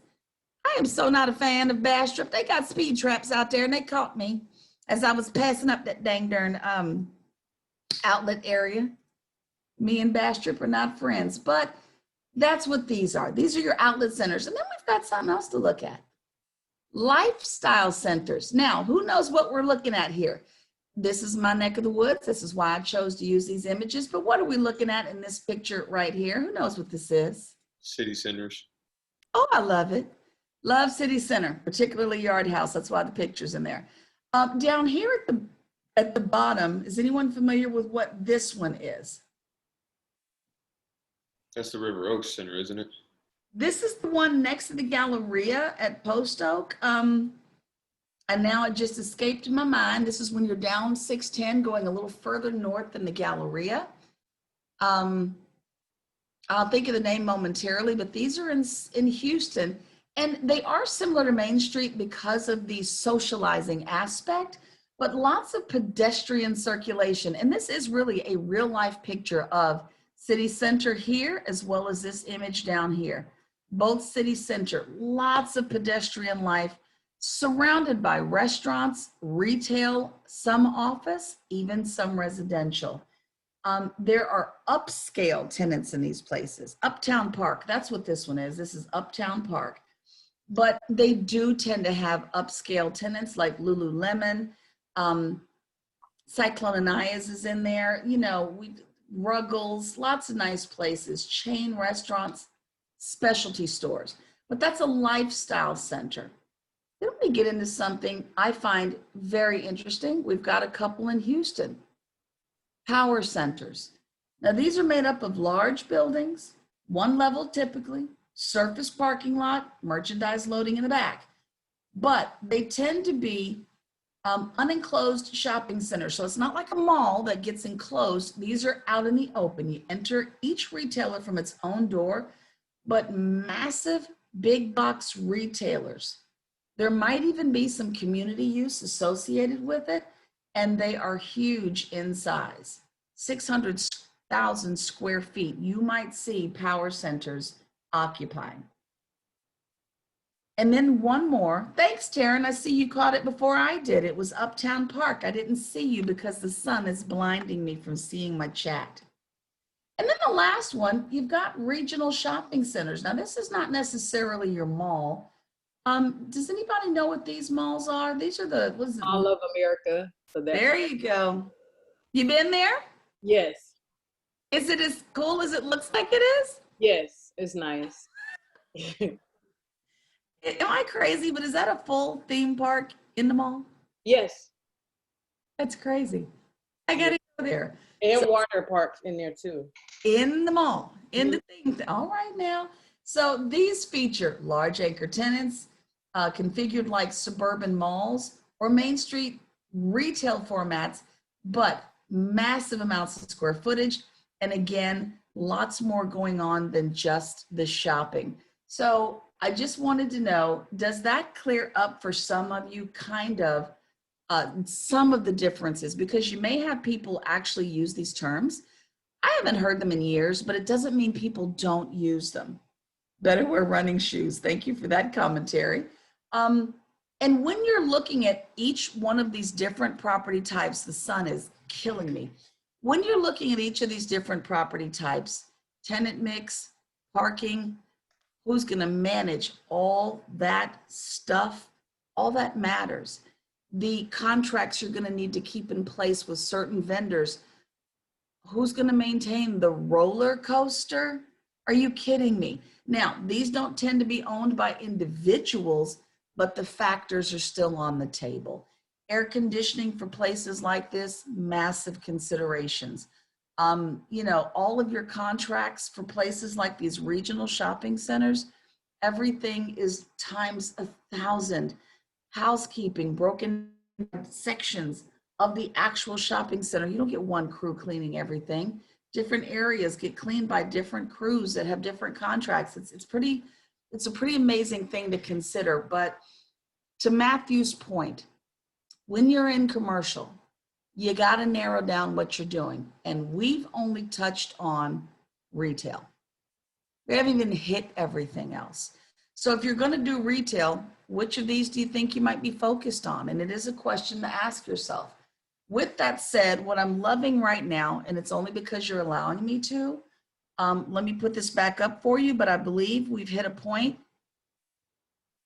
where you guys are on a break, and we're gonna move the clock up just a little early. I still need you back in 10 minutes.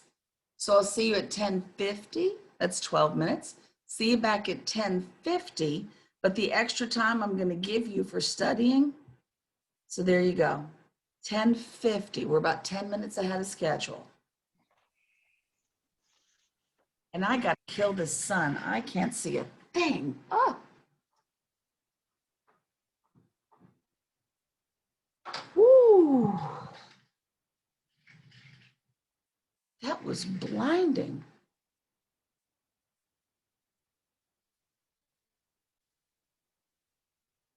Victor, did you catch my answer to your question, my friend? Let me know if you caught it.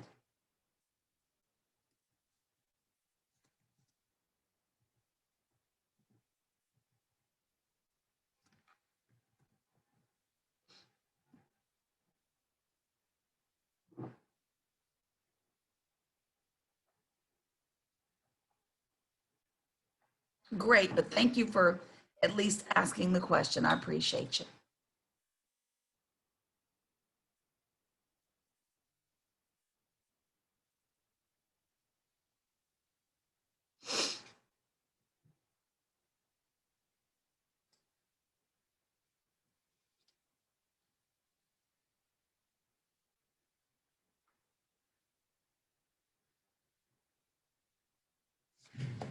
You want to go TT?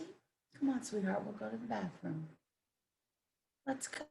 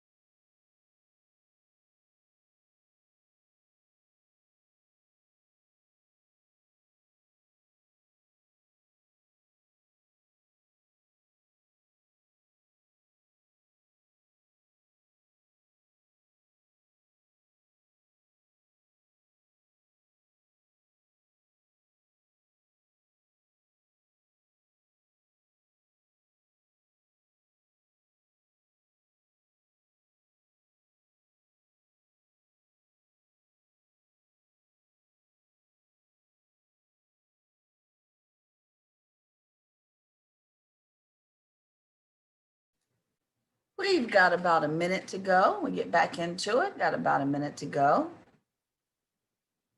Get back into it.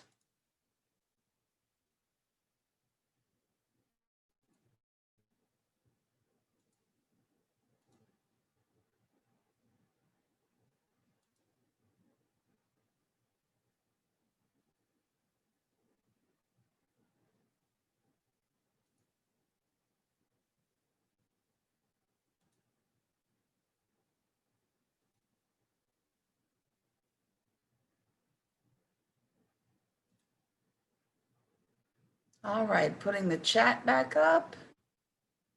Everybody got what you need?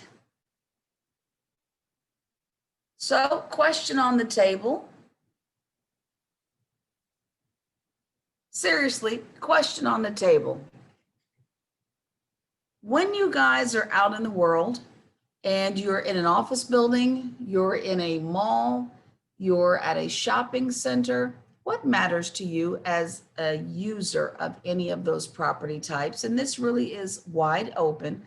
But if you're using the property type, what matters to you? I see safety, clean restrooms, okay. Michelle, are we talking like overall parking, cleanliness or clean restrooms? I see tenant mix from Sharon, so she's looking at the types of stores that are there. Definitely available parking, and I'd love, who said quality tenant mix? Raymond, would you mind sharing what's on your mind when you say that? What do you mean when you say quality tenant mix? Where's Raymond? Can't find you.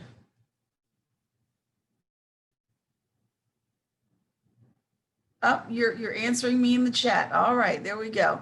Raymond is saying restaurants. Restaurants are what matter to you. But when you talk about tenant mix, what did you have in mind? Because I've got a very specific example in mind. What are you thinking when you say tenant mix? And I see similar users, okay, from Simon. When it comes to tenant mix, that's going to matter. Some of the buildings that you all may be involved in from any standpoint, consulting, leasing, buying, selling, how a building is used matters. We talked about this, I think, 2 sessions back. You could have a building that is only for one type of tenant. That is really going to restrict your ability to lease it up and generate income. There are buildings like this all over town that do just fine, but it does limit what you can do. These buildings, you can, oh my goodness, oncology centers. You see these buildings where there's nothing but oncologists only in the building. Sharpstown is notorious for its attached skyscraper of the jewelry center. There's nothing in there but jewelry. I don't think anybody goes and sells anything else there but jewelry. It begs the question, if everybody does the same thing in the same building for 20 floors, does anybody on the 19th floor do as well as the people on the 3rd? And are we having trouble collecting rent? I don't know. But when you're helping the investor look at some of these figures and properties, there's a lot of stuff that matters. That tenant mix, definitely. Thank you, Raymond. I see your answer now. He wants to see lots of different things, but those things matter. Will there be a mix? Will there be similar use from tenant to tenant to tenant? Is there a set of buildings? How is the set being used? Are we going to allow one tenant to occupy 4 out of 5 floors? Because when that tenant leaves, it's a problem. And for me, working with Hartman Management, when Baker Hughes was about to vacate, and I think it was 4 out of 6 floors, 4 out of 6. You all don't understand the pressure that was placed on these leasing agents to find full floor replacements. It matters. And so just when you think all I got to do is write up a contract and I'm in and I'm out, I see the Matthew nod. No, you're not. There's a lot more that goes into factoring, is this the investment for me? So again, your book, this certification is but a taste of so much more that goes in, which is why I do recommend partnering with some of your colleagues in this room, if they don't mind co-brokering transactions with you. So you really can see all the stuff that goes in, how you use a building as an individual who may be shopping or officing or what have you. That's exactly the kind of stuff that needs to be considered when you're talking to your client, at least some of it. So just make sure you keep in mind what it's like for the people who are going to be in here after the investment is purchased. Is this the kind of building you're walking through going, I ain't using the bathroom up in here. It's too much mold in here. This is nasty. Have you all ever been in an office building and gone to the ladies or men's room? And men, I mean for a sit down moment, okay, let's be clear, and seen the actual seats, and they are so old and so corroded that you're like, you know what? I'll drive all the way home through Houston traffic before I sit down and do anything. I'm just saying, I see Miguel laughing. There are some buildings where you have to consider all of that. So again, lots of factors come into play. So when you're with your clients, one of the simplest things you can do, simple, is remember what it's like to be the person who's going to use it. You're going to help them buy it or sell it, but someone's got to use it, and that stuff matters too. So let's keep marching on.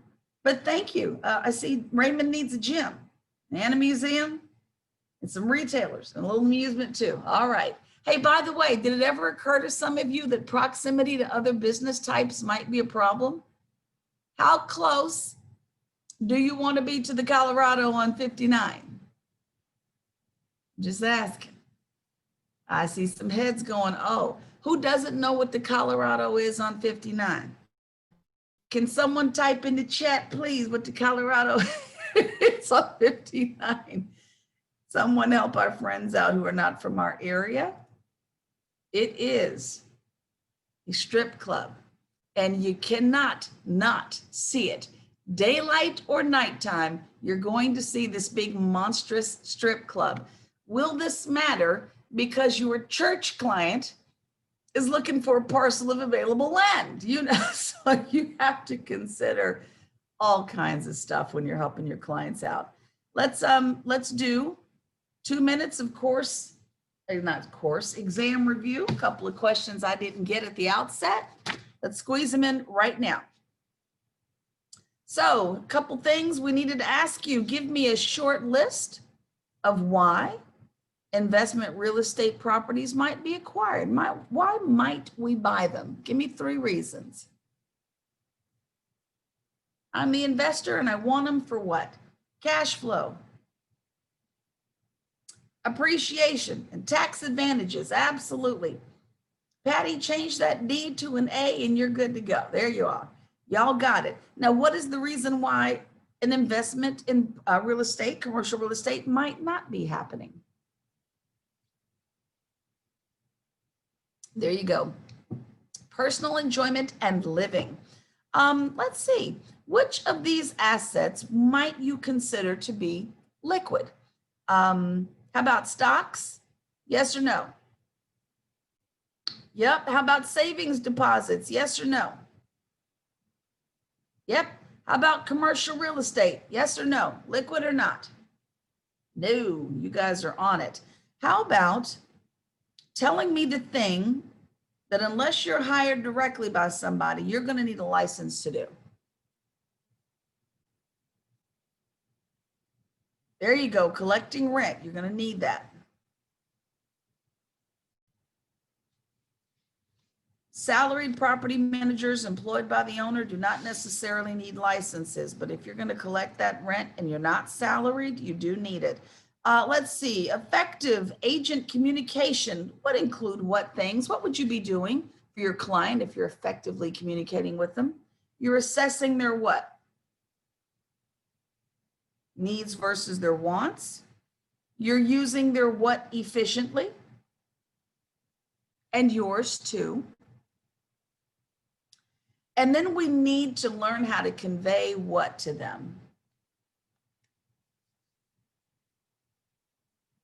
Well, information's a good general answer, but there it is. We're gonna need to be able to convey the true costs of owning and operating a property. So there you go.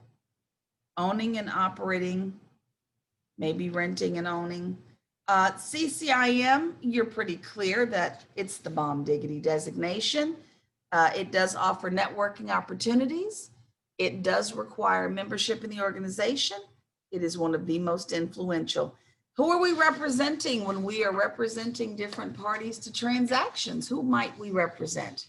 By name, please. There are 4 parties that we could potentially represent. You all got them? Landlord, tenant, buyer, seller. Seasoned commercial agents might decide, okay, I don't want to be an agent anymore. I want to get into something else. What might those something else's be? Consulting. What kind of consultants, just to be clear, because there's more than one on your exam. Property consultants. And let me see, I'm looking for another answer. Property consulting and facilities management. I see it under Raymond. Thank you, Raymond. You got it. Same with Cheyenne. I see it there. Let's see. What financial measures will describe how well an investment is performed after we account for its costs? And there are 2 that sound alike, except for one little letter. I see, there you go. The first person to have combined them is Anthony Shane. So all of you who gave me 1 were correct, but there's a 2-part answer here. So we've got rate of return or return on investment, absolutely, but you're all correct. Most of you there. Let's see. What is a significant contributor to the ROI that makes an investment an attractive thing? Cash flow. And let's hit one formula for the road. One formula for the road.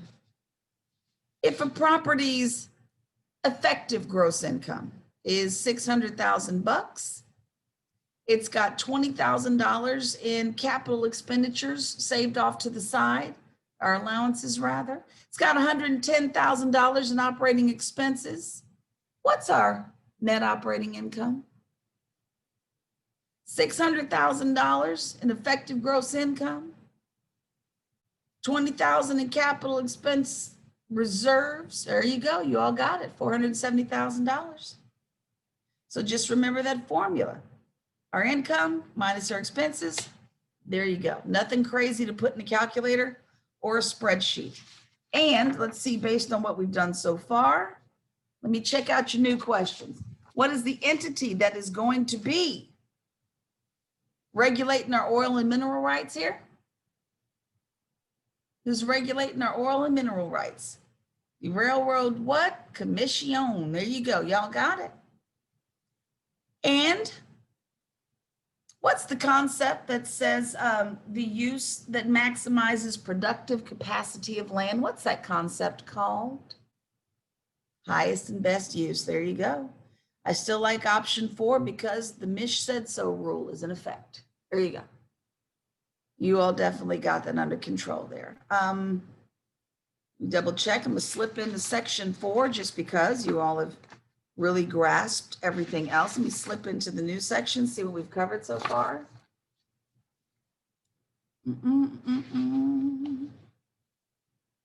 All right, which of these organizations has valuable property information and insights?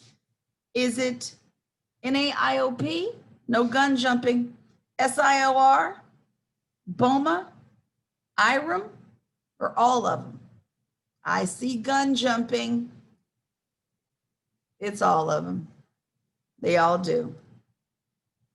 No quizzing on what the names actually stand for, just in case some of you feel the need to go a little above and beyond. Class C buildings typically associated with what kinds of characteristics? What's characteristic of a Class C building? I'm not giving you choices, but what do you recall just that quickly from what we've done so far? Older, obsolete, absolutely. A couple of other ones. Out deteriorated, definitely looking for deteriorated. And there's one more factor that definitely typifies a Class C. It has to do with the money. There it is, Michelle got it, lower rents. So all of those are factors, absolutely, in Class C properties. All right, let me see. And these are the new questions. According to the NAIOP, we've got many sources, but we're going to go with that one. According to them, how many stories does a low-rise building have? 1 through 6. 1 through 6.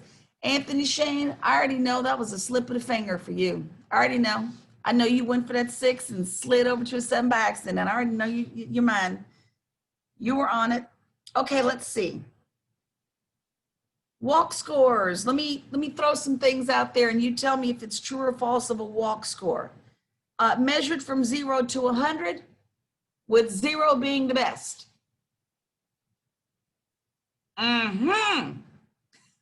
That's not true. What's the best score in 0 to 100? And a 100 indicates a walker's what? That's not a true or false question. I'm just asking you because it's in here. Walker's paradise, absolutely. It's based on a radius of how big? What's our radius? There you go, 1 mile, not a true or false either, so I just straight up lied to you, but it is a 1 mile radius. And how about this? It's based on the number of amenities walkable from the property. Is that true or false? Look at how well you all are grasping. And is it true or false that it's typically used for multifamily, retail, and office properties? Absolutely, those are true. So you guys got it. The little things we just brought up are part of a question that has several parts, but you all got the major parts here. What else have we covered? We've covered this one. Okay, according to NAIOP, which one of those property types was the most common one? Which one was the most common one? We talked about a bunch of different shopping centers, but which one? Neighborhood shopping centers was the most common one.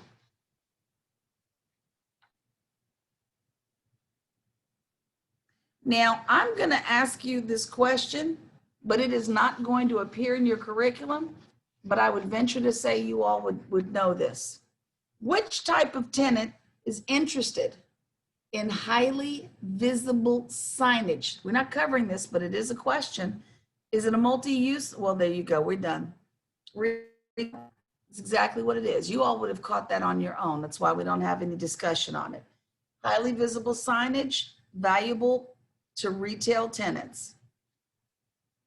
The rest of this we have not covered yet, so let's get back into it. Just wanted to kind of sneak into so you all are impressive. You've already gotten there.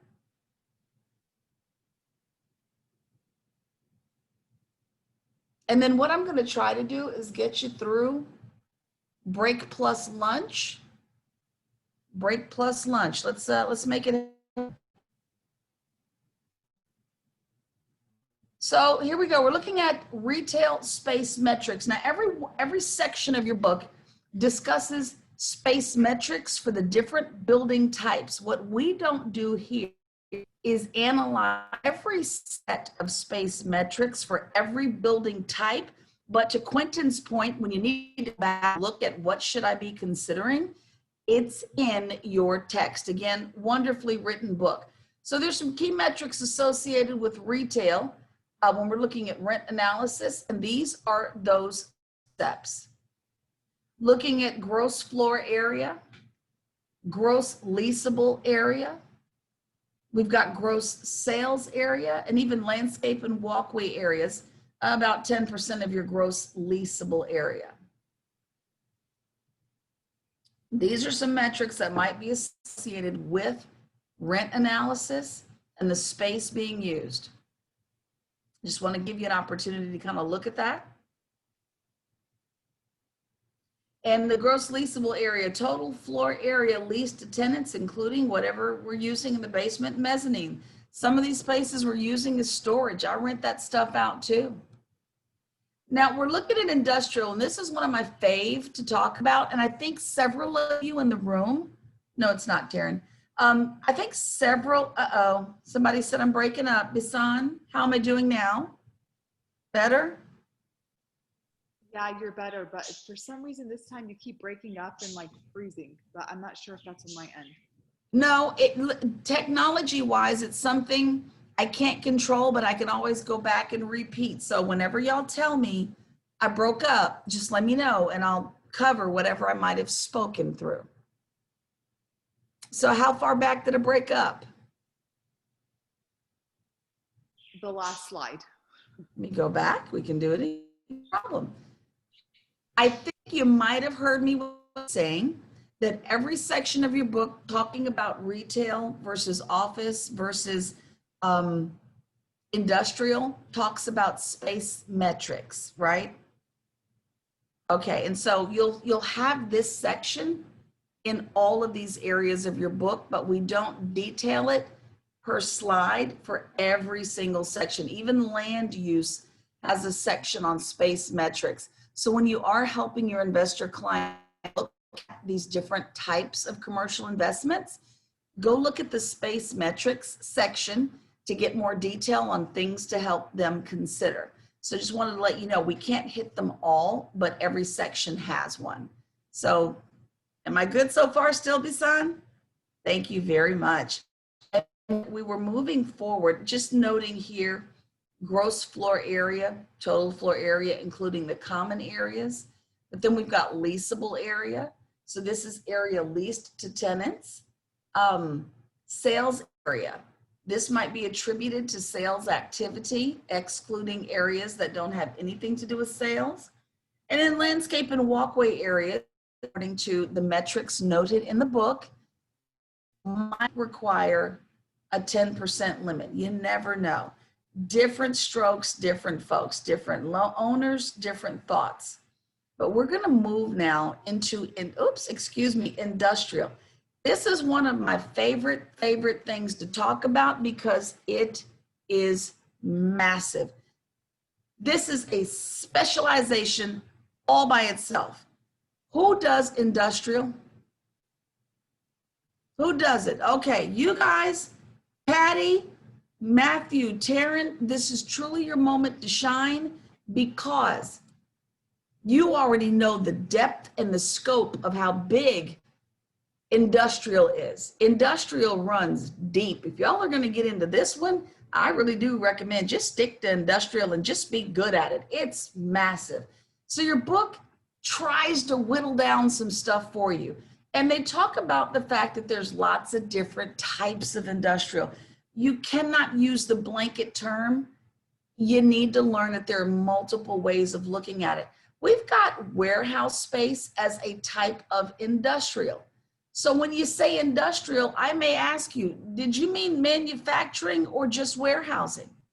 Those are two different uses, not the same. You may need to get clear, but they're not exactly the same. And take a look at the images. The image that's right here in the upper right-hand corner, this is manufacturing. We're making cars here. Down here, we're building machine parts. But down here, this is straight warehousing. We're not building anything. So industrial does have its separate uses. The book, boy, I tell you, the book goes in some directions that really require some focus when you're reading. Let me see if there's, I thought so. I left an image off this page for you, but that's okay. There's a distinction that needs to be made in your books. Industrial property usage. Usage can range from heavy to medium to light, according to some zoning entities. But types of industrial properties tend to be classified as light or heavy. That is directly related to an exam question. Per your text, light is defined as industrial that's going to have a low environmental impact typically. And heavy industrial types may have the potential for a massive environmental impact. So we've got usage, which may go from heavy to medium to light, but we're talking types of industrial, which is asked of your quiz, and light being a lesser impact on the environment, heavy being a massive, potentially massive impact on environment. It's going to depend on what the user is doing in the space. Wanted to draw that distinction for you, because if you glazed over the words, it would throw you just a little bit. And then we've got flex space. Now, I'm stepping back and I'm opening up the floor to our outside educators. Guys and lady, when people ask you, what the heck is flex space? How do you explain this to them? Let me take the picture down for a second, but how do you share with people what flex space is, what it looks like, and how it's used? I consider flex space to be office warehouse. So oftentimes it might be a warehouse or light manufacturing with 1,000 square feet of office for a foreman, or it could be a showroom for furniture, and there's stuff in the back as far as warehouse. Makes sense to me so far. How about you guys, Taryn? And I also see Simon in the chat as well. Simon's not a talker so much, but Simon is real good in the chat. I agree with what she said. Most of what I've seen, there's usually an office or like a design center, or in our case, an engineering shop, and they've got their test lab in the back, or they've got a area where they put they're doing some things back there. Sometimes it's warehousing. So True. Sometimes I want both. Yeah, it could just be warehousing in the back. It could be, like y'all said, manufacturing. Matthew, what about you? What have you got? It's storage or warehouse versus office ratio. Kind of a 40-60, it depends, 50-50 or the ratio. And then also most of the flex got a level loading area instead of, the loading rack. So many different ways to look at that, but I like to just keep the word flexible in mind, because the way the space can be configured is flexible. And I see that Simon was mentioning 10% office, with the bulk of it being for something else. I tend to find that true, but I've seen exceptions. I see car dealerships, showroom in the front with service in the back, asking for a friend. That really depends. You might look at it that way. I've never done car dealerships. So anyone in here specialize in it? Was that Shane, Edward, Anthony Shane? There we go. What was your? So from experience, when searching for car dealerships or something along those lines, that tends to be special use. It's a very unique style of property. We bought them from an acre with a trailer on them to 5 acres that had a previous, Maserati or the Porsche North Houston or whatever the case may be. So those tend to be special use. But I mean, technically it could be a flex space, because you do have large service bay areas and storage and showroom and offices. So, I mean, it just depends on how technical you want to get here. But I definitely agree with you on specialty use.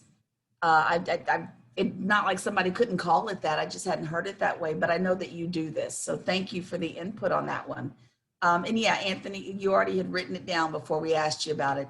So flex spaces are interesting, because what I find, at least in my history, just my little teeny tiny contribution, is that maybe the office or showroom is the only portion that might be air conditioned. In the back, you're on your own. Good luck with the fresh air flowing through. So it really just depends, because there's the guys and the lady are saying, you may roll up those bay doors and let the fresh air on in, I find that ventilation is a lot more important than air conditioning per se in the back.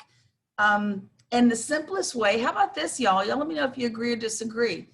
Pep Boys, for example, little bitty office in the front, but the rest of it, we're working on cars. It looks like a flex space, even though it's specialty, but it looks like a flex space. Put the picture back up so you can see it now that they've shared their perspectives with you. There you go. Typically, one section is used as a showroom and something else for storage or manufacturing. And in my picture, we've got the office downstairs, and then up here is where all the storage and warehousing was happening. So just different spaces, and there's even a mezzanine in there if you can catch it. And before we slip into zoning and we get into that discussion, I need to still open it up to our lady and our gentleman, because when we're talking industrial, warehousing, manufacturing, things like turning radius are going to matter. Who can speak on turning radius? Who knows exactly what I mean when I say that? Go for it, Taryn.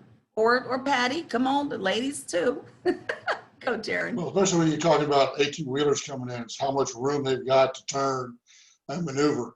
Do they have to stop on the street and back in? Can they pull in and turn in the parking lot? You see it a lot in warehouses because it's all about being able to move the trucks in efficiently in and out. Exactly. And turning radius gets broken down more. For what size trailer? 54-foot trailers, 45-foot trailers? I mean, honey, this gets deep, y'all. And I do mean this gets deep. If you're going to do it, then do it and stay there. That's how bad industrial is. Industrial, I wouldn't recommend you try to do industrial and everything else. Specialize in it, because this one requires a lot. You're going to need to know all kinds of stuff. When that phase 1 environmental gets done, y'all know phase 2 is coming right behind it.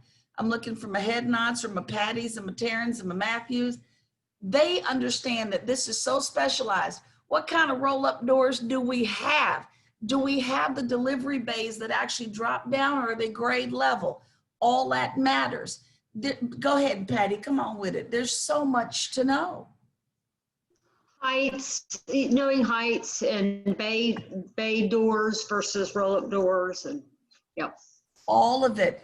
Even the style of bay, when you back a 18-wheeler up, is it the kind that has the bumper around the actual delivery? You know, is there a canopy over it? If there's a canopy over the delivery bay, your trucks may be crushing that sucker when they back up. It matters, because what are they delivering? Furniture or metal parts? If they're delivering furniture, that bay does need to be covered. I don't need my stuff getting wet from the truck to the warehouse. This thing gets so specific, you need to shadow with somebody for sure if you're gonna do industrial. It gets deep, y'all. Look at there. Trailer, that's what I was saying, 54-foot trailer, 45-foot trailer. We need to know what we're working with. And like Taryn said, are they gonna be street side? Are we causing problems out there on the road? Can they turn around and just drive around? What are we doing? There's so much to know. And there's even the need for a certain number of bay doors. 3 may not cut it. I need 15 back here. So again, with industrial, because you may want doors on both sides, because you're doing transloading, and it's, yeah. There you go.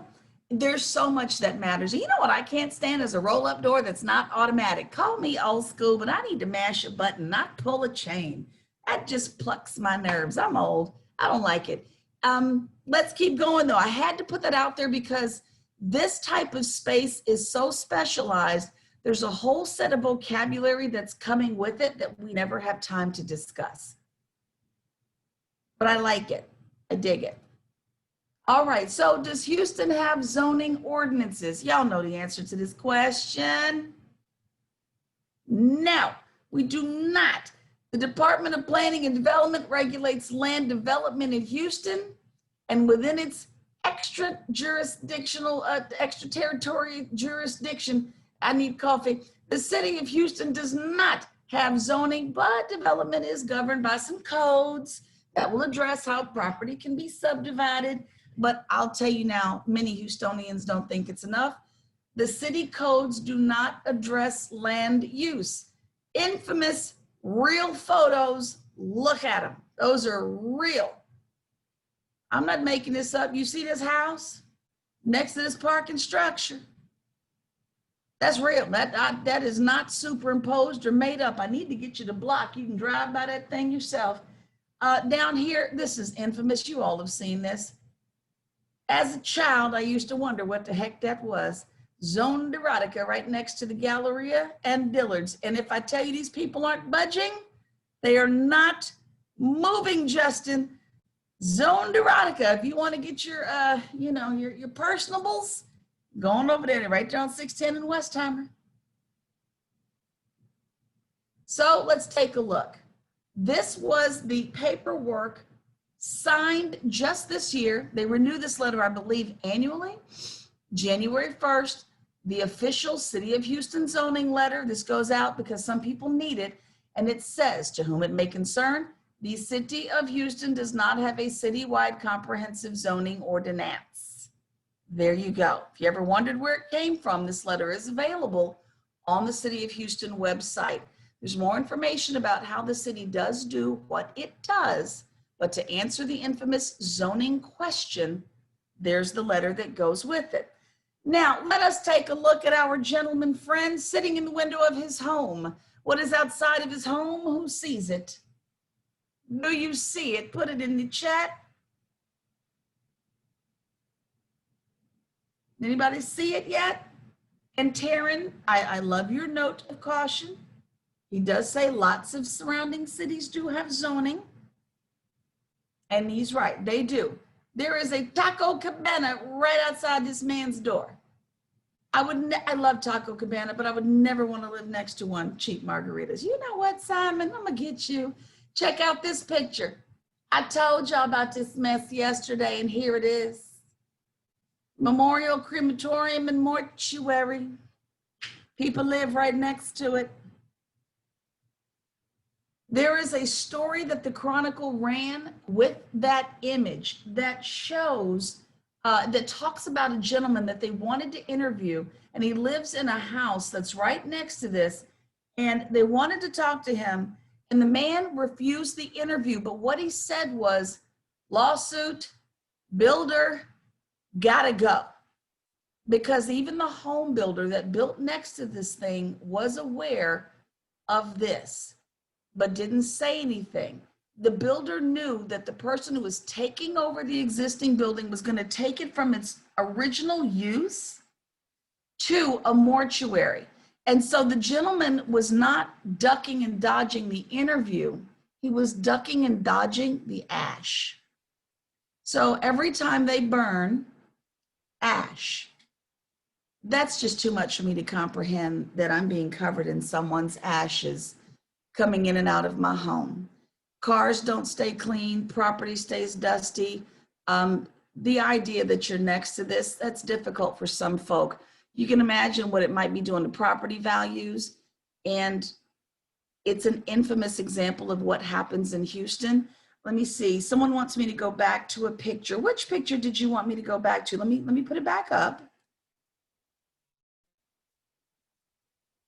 Which picture? There we go.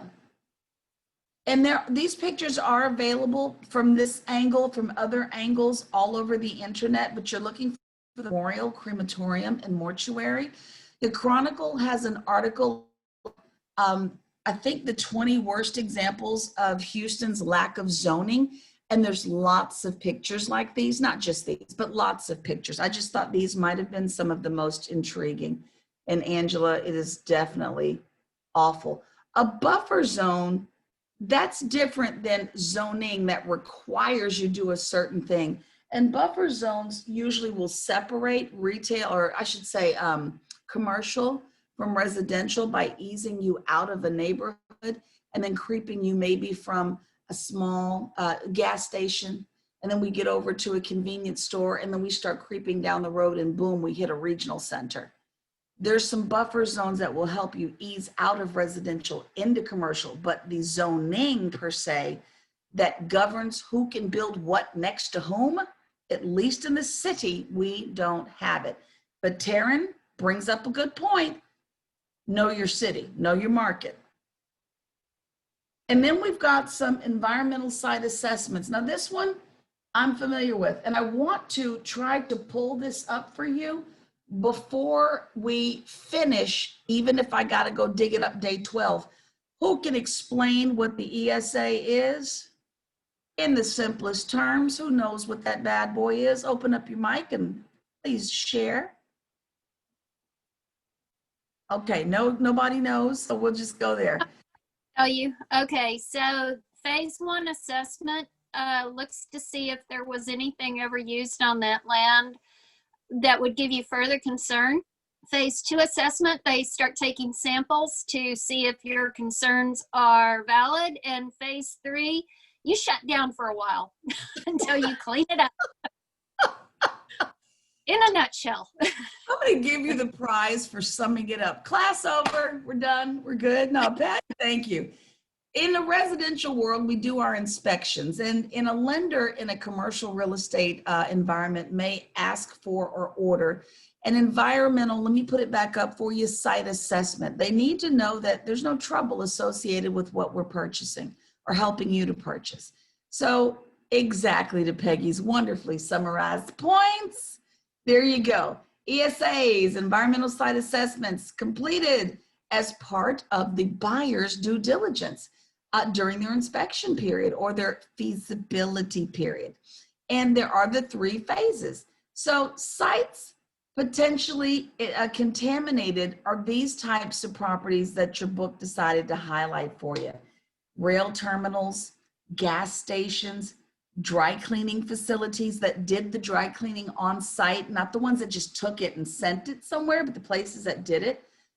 Places with storage tanks on them, oil refineries. These places are potentially contaminated. You can be assured that unless there's some cash sale and a foolish person, there's going to be an ESA phase 1.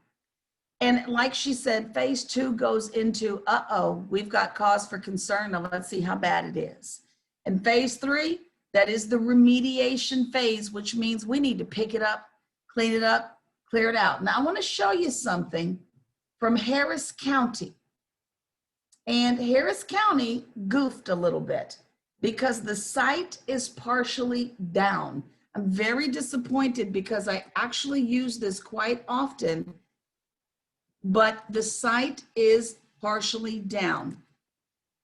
We talked about, and I think we talked about, help me, did we discuss Superfund sites yet? I do so many classes, some days I'll forget. Okay, let me show you this slide, or I should say website. I'm going to show you a website. I'm going to get my internet back up and see if the screen is big enough for you all to see. There we go. The site is down because you can't see when you click on certain things, but when they get it back up, this is for Harris County. Please check your respective counties to see if similar sites are available. And I do believe this is a TCEQ site, so they may actually have this available for other counties, the Texas Commission on Environmental Quality.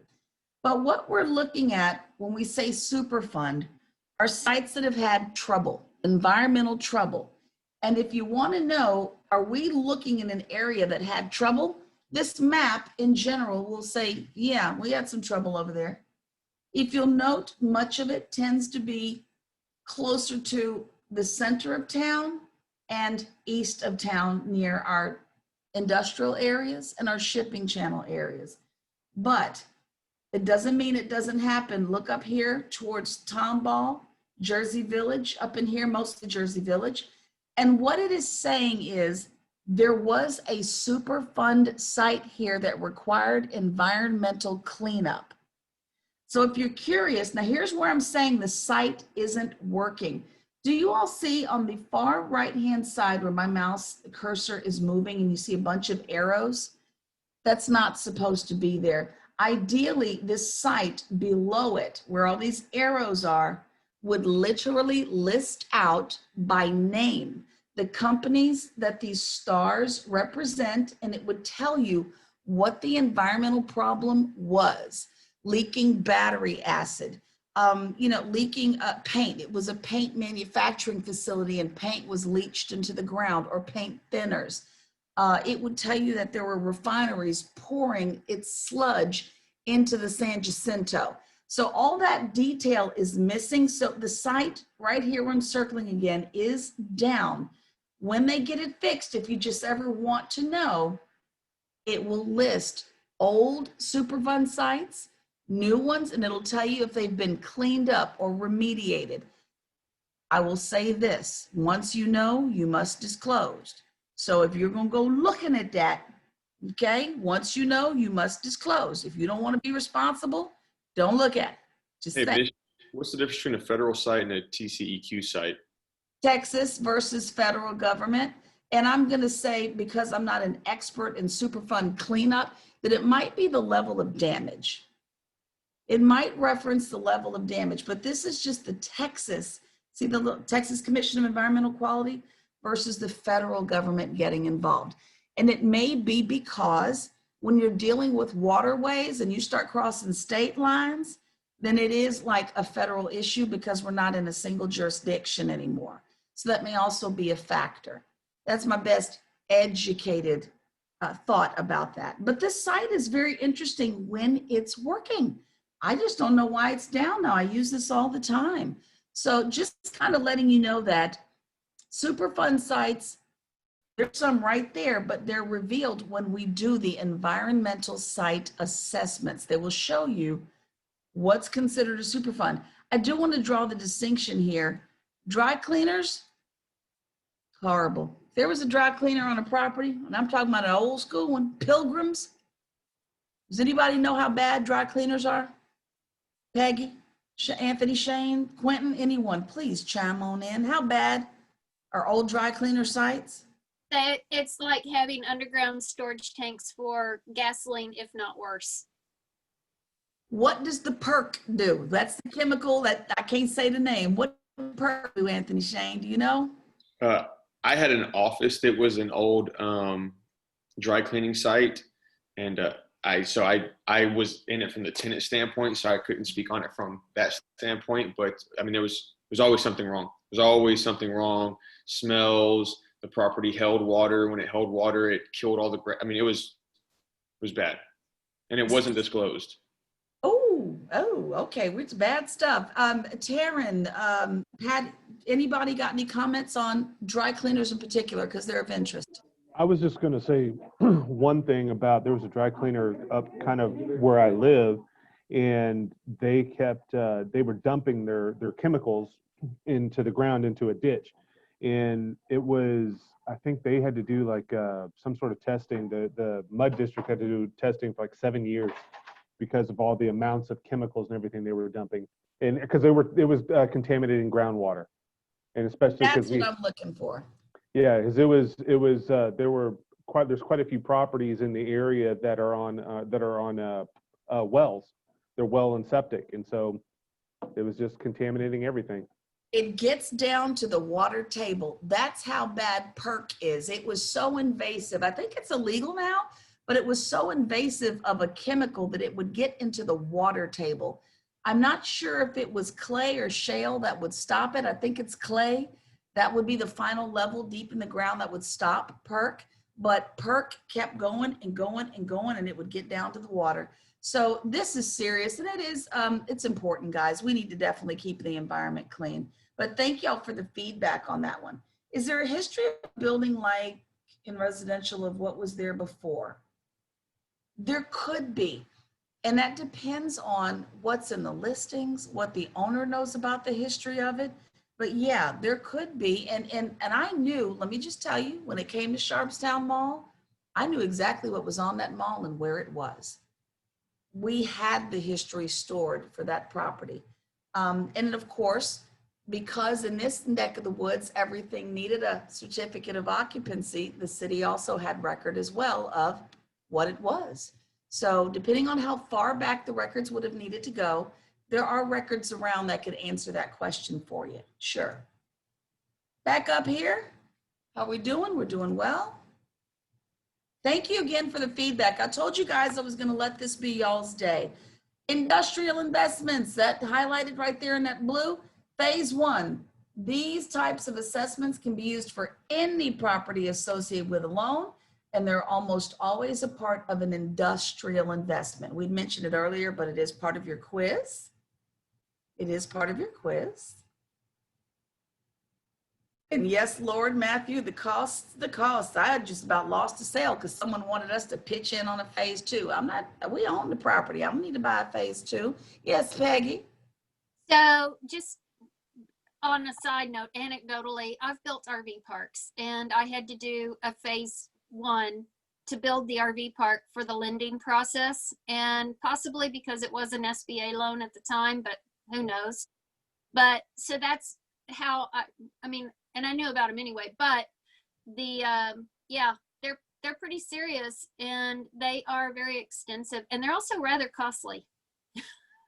$6,000 for the phase 2 on the building we just sold, but they wanted us to split the cost. I'm like, if you want the building, then do the phase 2. We had a phase 1 that was acceptable, but the lender was like, no, I still want you to do a phase 2, even though the phase 1 was recent and came back clean. That's your lender. That's your problem. We're not sharing the cost on that. That's how that rolled out. We won, but the buyer was not a happy camper. Michael, that's your lender. You chose them. We have the same fights you guys do in residential as well. Take a look at phase 2. It may involve, like Peggy had mentioned, some surface soil samples, some water sampling. They may go down below the surface to get to the soil. So there's a lot of things they're looking at, and these are some indicators. You know, they can walk on a property and see all of this.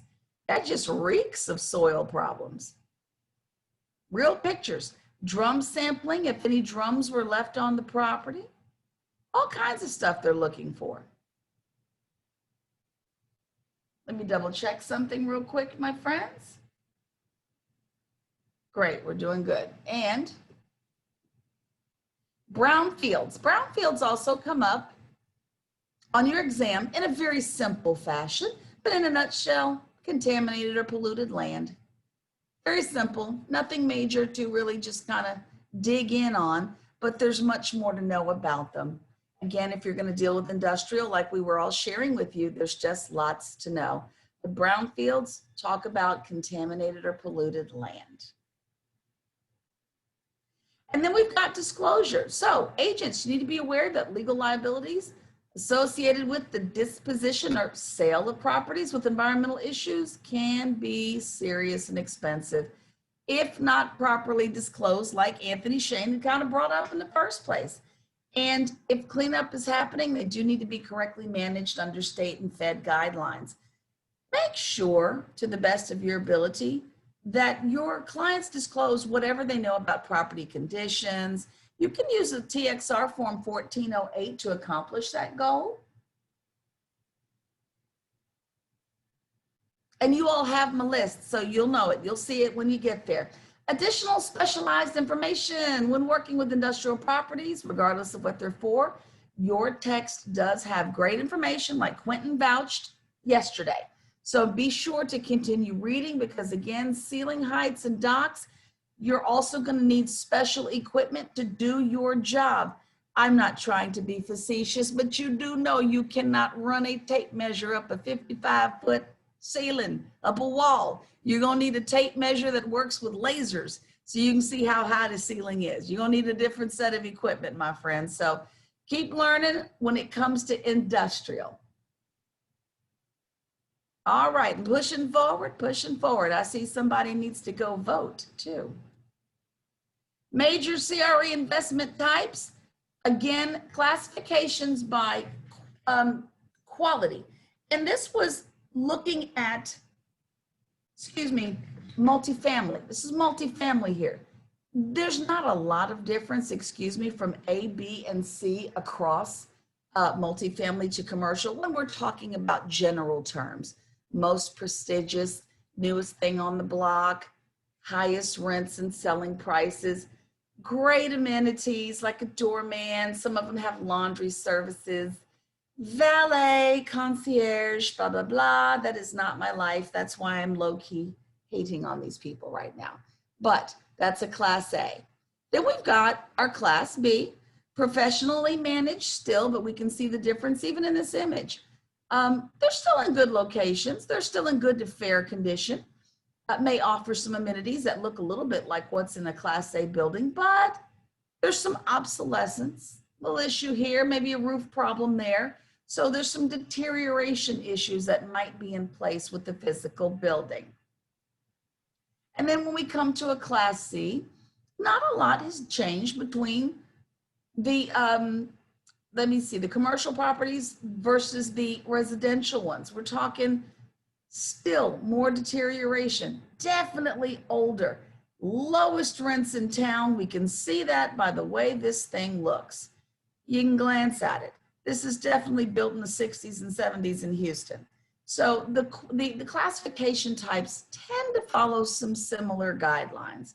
Let the owner of the property tell you how they've graded it. And then we're looking at some classification by type and size when we're looking at multifamily. We're going to kind of move through this relatively quickly because it's not necessarily something that we're going to test you on. I do see the word triplex should be triplex, but at this point in the day, I'll catch it during lunch. But multifamily properties have different types as well. We've got our condos. We've definitely got condo conversions, and Houston reeks of these. Houston reeks of condo conversions. I don't care what you call it. It's an apartment building to me. I can't stand condo conversions. They're old school apartments, but there you go. Co-ops or cooperatives owned by a corporation whose stockholders are its residents. Those shareholders are entitled to occupy a unit up in there that is owned by the co-op for as long as they own the stock. There's a board of directors elected by the residents, and they oversee management of the property. Very interesting lifestyle there. I got a friend that manages one of these. Mixed use buildings, we've already discussed the issues with this when we get people who are using it for retail and nightclubs along with residential. We've got duplexes. If I have to define what a duplex is, I swear I'm just gonna pop us all up out of Zoom. Triplexes, y'all know what that is, and garden style apartments. This is going to typify itself as 4 stories or less with multiple single level apartments per story. These types of buildings are surrounded by an interior courtyard with a parking lot around the building. We've got a few of these in Houston as well. Some of them are really nice. They're old, but they're really nice. And then it's time for your break and your lunch. So come back directly at 1 o'clock. I am giving you that time to either review or do what you need to do because you're going to be locked down for an hour and a half. So you are getting your 15-minute lunch break. Your break and an hour for lunch. See you at 1 o'clock, straight ahead. Patty, were you speaking to me or you're already on the phone, my friend? Okay. Is the exam at 1 o'clock or just at about 3:30? At 3:30 on the dot, you get 90 minutes, and that'll get you from 3:30 to 5 p.m., which is the true class time. But we're going to come back from lunch at 1. This will give you time to study if you'd like to.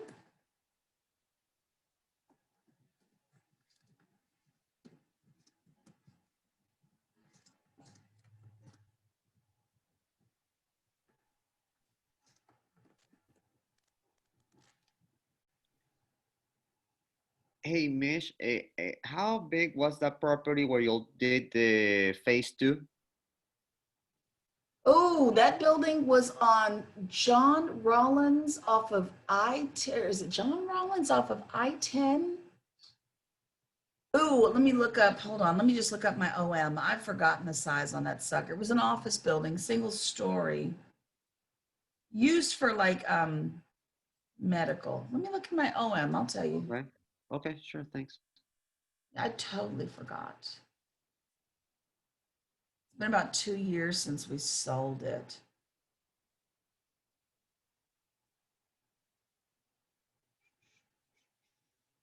And it was considered industrial? That one, no, this was strictly an office building. Okay. It was next door to a Shell station. And because of its proximity to the gas station, which already has underground storage tanks, I mean, we're talking right there. So we had to have the environmental done. But to answer your question, no, it was in 2018. Let me go back. There he is. John Ralston property. Construction proposal. Getting there. We had a lot of documents on this particular sale. And a lot of it had to do with proof of repair following Hurricane Harvey, all the paid invoices that detailed the work that was done. Okay, okay. We had a lot of documents on this one. There's the offer memorandum. Let me crack that open. My dog is snoring. Just in case you want to see what I'm looking at, this is the offer memorandum on the property. This is what we put together when people wanted to inquire about it. Executive summary, confidentiality agreement, of course. There we go. Okay, totaling 12,276 square feet. And so your executive summary just basically hit the highlights, the type of stuff you're asking me now. And then we would go back and, go pictures, highlights of the property, just pictures of the property. And then we talked about asset highlights, things that made it unique or attractive. Of course, we have a survey. We have the real thing, but we just wanted you to be able to see it in case you needed to eyeball it. Cross-section with the actual map, so you can see where that's sat on land. These are interior pictures of the actual property. This showed you how the subject property's interior was actually being used and how it was broken down. And these were lots of examination rooms because this was used as a medical facility. So lots of offices, exam rooms, and there were 2 doctors in the one building. Okay. All the small rooms were for. That's nice. And then, of course, thank you. And then, of course, we had to add a lot of the financial information that we've been talking about all for the 4 days. At some point, like Taryn was telling you, you got to know your information and be able to express that in a quick overview. And then, of course, you put your information in there and blah, blah, blah. And that's just one of several OMs that I've had to do over the years. I've also got some sample OMs I can load up into the chat. You can download and just look at them yourself. Yeah, So that, please. Yeah, that would be I great. can, I'll load them up now. And that way you can see what other companies do. Not every OM is the same across property types, but while I'm thinking about it, let me go ahead and put it in your chat for you. And OM stands for? The offer memorandum. And the design of it is to really answer a lot of these investor questions prior to, really getting into relationship. And also it shortens the feasibility period because you've already supplied a lot of stuff. You know what I'm saying? You've supplied, I already have, then let me back up. I didn't supply it, but I've gathered it. I've already gotten it from the seller. I have the survey already, not, oh crap, I gotta wait for him to go dig that sucker up. We're gonna eat through the feasibility period. You know what I mean? I've already done the dirty work of gathering this stuff. So it shortens how deep, how long that feasibility period might last. Let me go ahead and stick it in there before I forget what I said I was gonna do, Gerald, hold on. So and I'm gonna get you some samples of other real life ones from other companies. Let's go back into my. And this is a standard. This is something that you do on commercial, right? Like this is something that you do. Yes, because someone could easily call you and say, hey, do you have an OM? And you'd be like, ooh, what? Right. Okay. Let me get into Dr. Morrow's file, because I did one for his office as well, but let me get you the samples. I don't know why I saved them here. Sample 1, going up. It's uploading now. Almost done. It's a PDF, so hopefully you can get it. Okay, sample offering. Okay, yeah, I see it. And All right. that's the offer memorandum. And now the executive summary, that's separate. That's not the same. No, it's in there. It's inside. It is the same. Okay, okay. Everything I showed you is inside. And again, it's just, it's that snapshot. It keeps you from taking all these phone calls and saying the same stuff over and over and over again. But it also helps you gather that stuff from your seller now that the buyer is eventually going to ask you for anyway. You know what I mean? Right. And it Right. does save some time on the feasibility period, so we can get to the closing quicker. But there's nothing worse than a busy seller who's going to take forever to pull the documents required for the sale to go through. So I find that going through the hassle of putting the OM together is a time saver when we finally get ourselves a buyer and accept it, and we hit the feasibility period where they're looking for all these docs.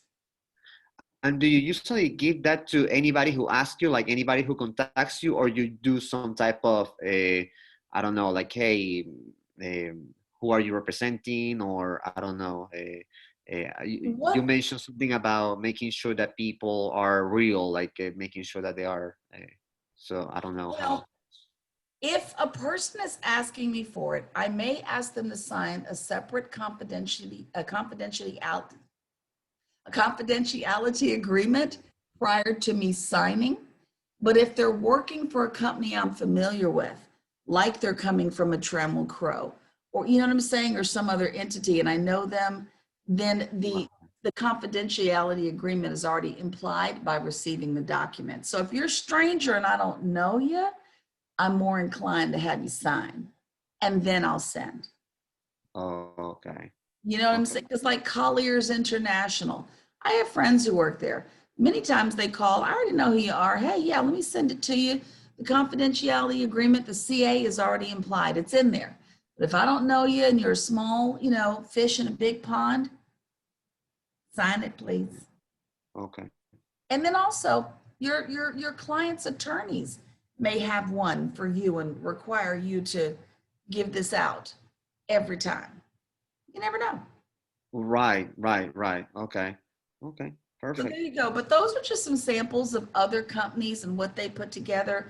And I always saved them because people were like, well, what do you put in one? Well, it depends on you. Exactly. Yeah, I didn't know.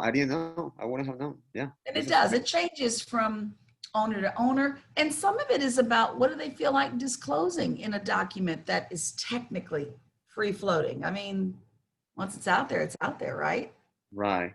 So But you don't upload this on CoStar or LoopNet, right? You don't upload them there. You wait some for people somebody to do. ask you.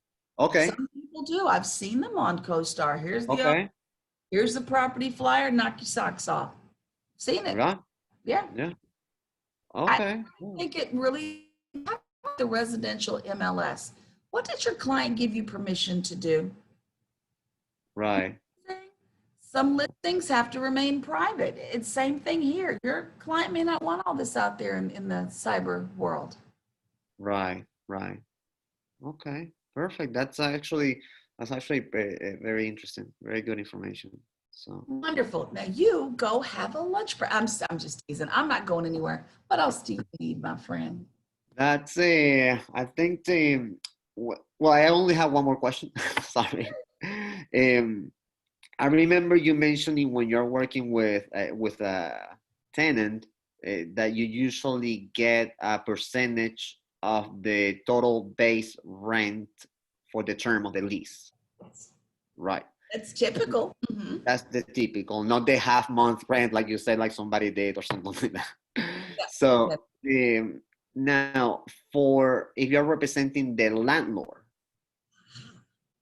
Things change. how does it work? Well, you could do the exact same thing. I would like a percentage of all the base rents you collected. But let's be Mr. or Ms. Landlord for a second. What if they've got a 10-story office building and you are the exclusive only person who is allowed to lease up spaces on this landlord's behalf? They might put you on a base salary with a much smaller percentage of the base rents. You see what I'm saying? Right. It could be different because for you to make that much money on every single tenant in a 10-story building, you might as well be the boss, right? Right. Right. Does depend on what it is you're doing, whose side of the table you're on. That's why in class, I couldn't give you an answer. Right. Some of them are on just straight salary. You know what I mean? Okay. Just really depends. And it's what you want to fight for. That's why everybody jumped in and was like, you go for what you can. Yeah. Yeah. Okay. Perfect. All right. Awesome. Sounds good. All right. Thanks, Mish. All right. See you in a little Thank bit. you. Thank you. Bye-bye. Uh-huh.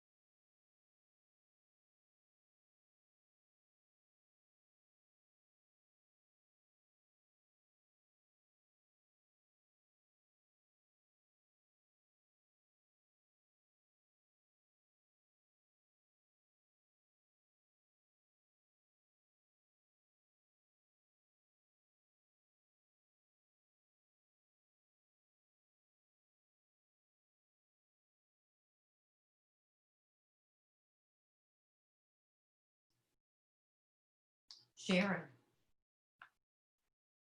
Sharon, can you hear me?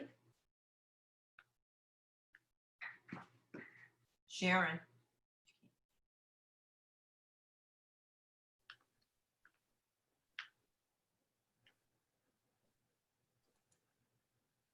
She is focused. Oh, okay. I can't get into the webinar. Do you? I think it's because I'm not a Houston agent. Well, that just went out over email to everybody.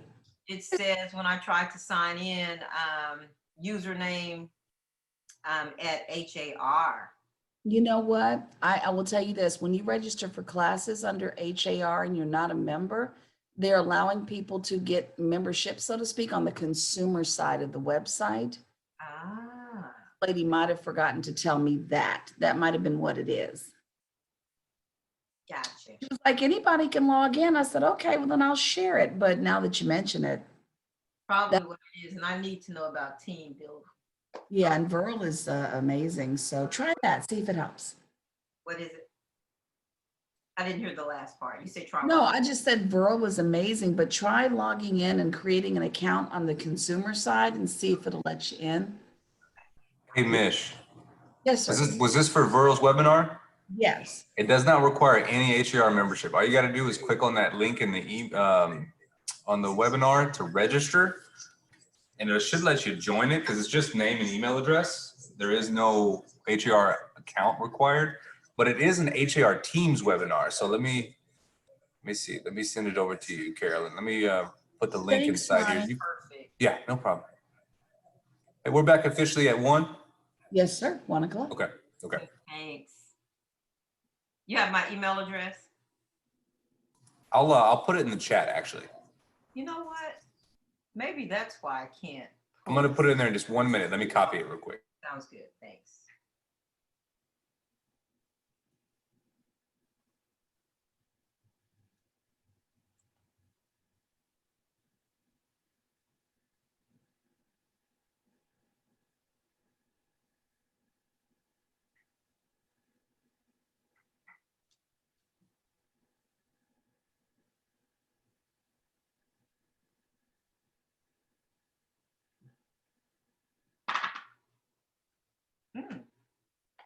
Thank you. No problem. No problem at all.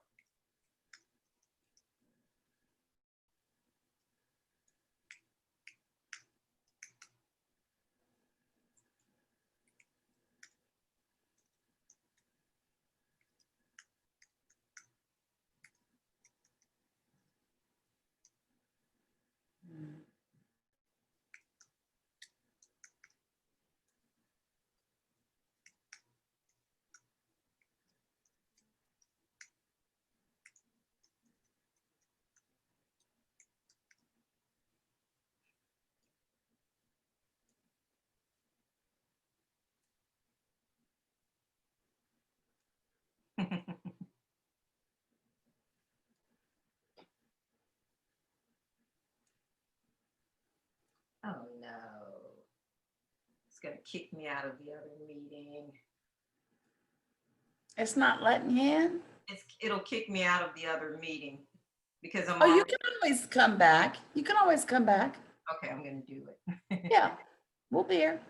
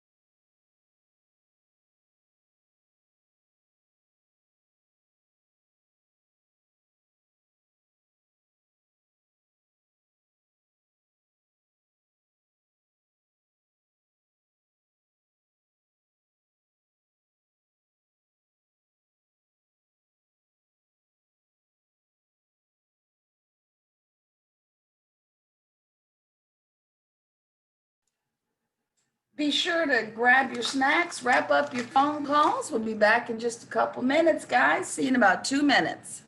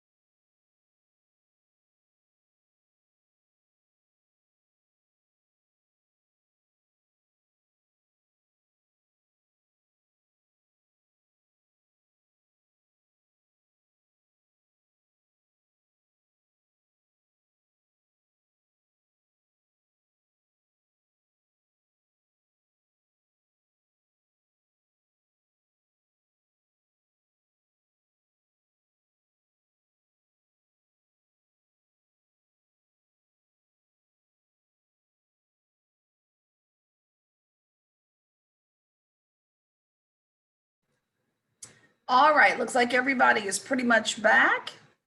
Phone calls wrapped up, coffee cups in hand. Still chewing. I'm chewing too, guys. I did my best to squeeze it in, but I didn't get it all done in my lunch hour. All right, so we're on a pretty good pace to get some things accomplished and still manage to get us to the exam in a timely fashion. So your proctors have received the exams, and so they'll be issuing them out mere moments before we take it. So don't go looking for it now. You're not going to see it. And during the lunch break, your buddy Gerald was at it again. Boy, I tell you, sometimes the best conversation happens during the lunch break. And so Gerald asked a question about, I see he'll pop back in here in a moment, about gathering up some information, et cetera. And I mentioned an offer memorandum, and some people are familiar with them. Some people are not in terms of commercial real estate. And so I decided to show him a couple of samples of them.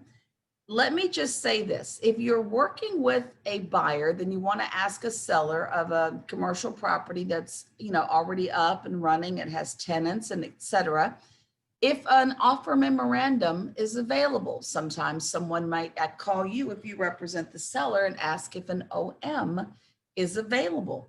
And so let me show you a couple of examples of an offer memorandum. The first one I want to show you is the one that was put together for the office building, specifically because that's the one Gerald asked about. It's the one we kind of went over together. So let me go ahead and pull that up for you so you can kind of see what we're doing here. Offer memorandum. I'll put that over there. It'll just be easier. And we will fill up the screen with one page at a time. Let's do a screen share. Hey, Gerald, you're going to have to bear with me since you brought it up. We're going to do it again just to show some people what goes on behind the scenes, and depending on what you're doing and whose side of the table you're on, you're either going to make this or ask for this. So this was the office condo that we sold. So this is real data, but some of the stuff that you'll see in an offer memorandum, and it will vary from property type to what your property. Matthew, give me your face, my friend. We're down to one eyeball. There you go. But it depends on what your client is willing to share, et cetera. And so, of course, I've gotten clearances to share this as well. But what you're doing is, one, you're photographing the property. And then you start putting together information that the buyer would ultimately ask your seller for.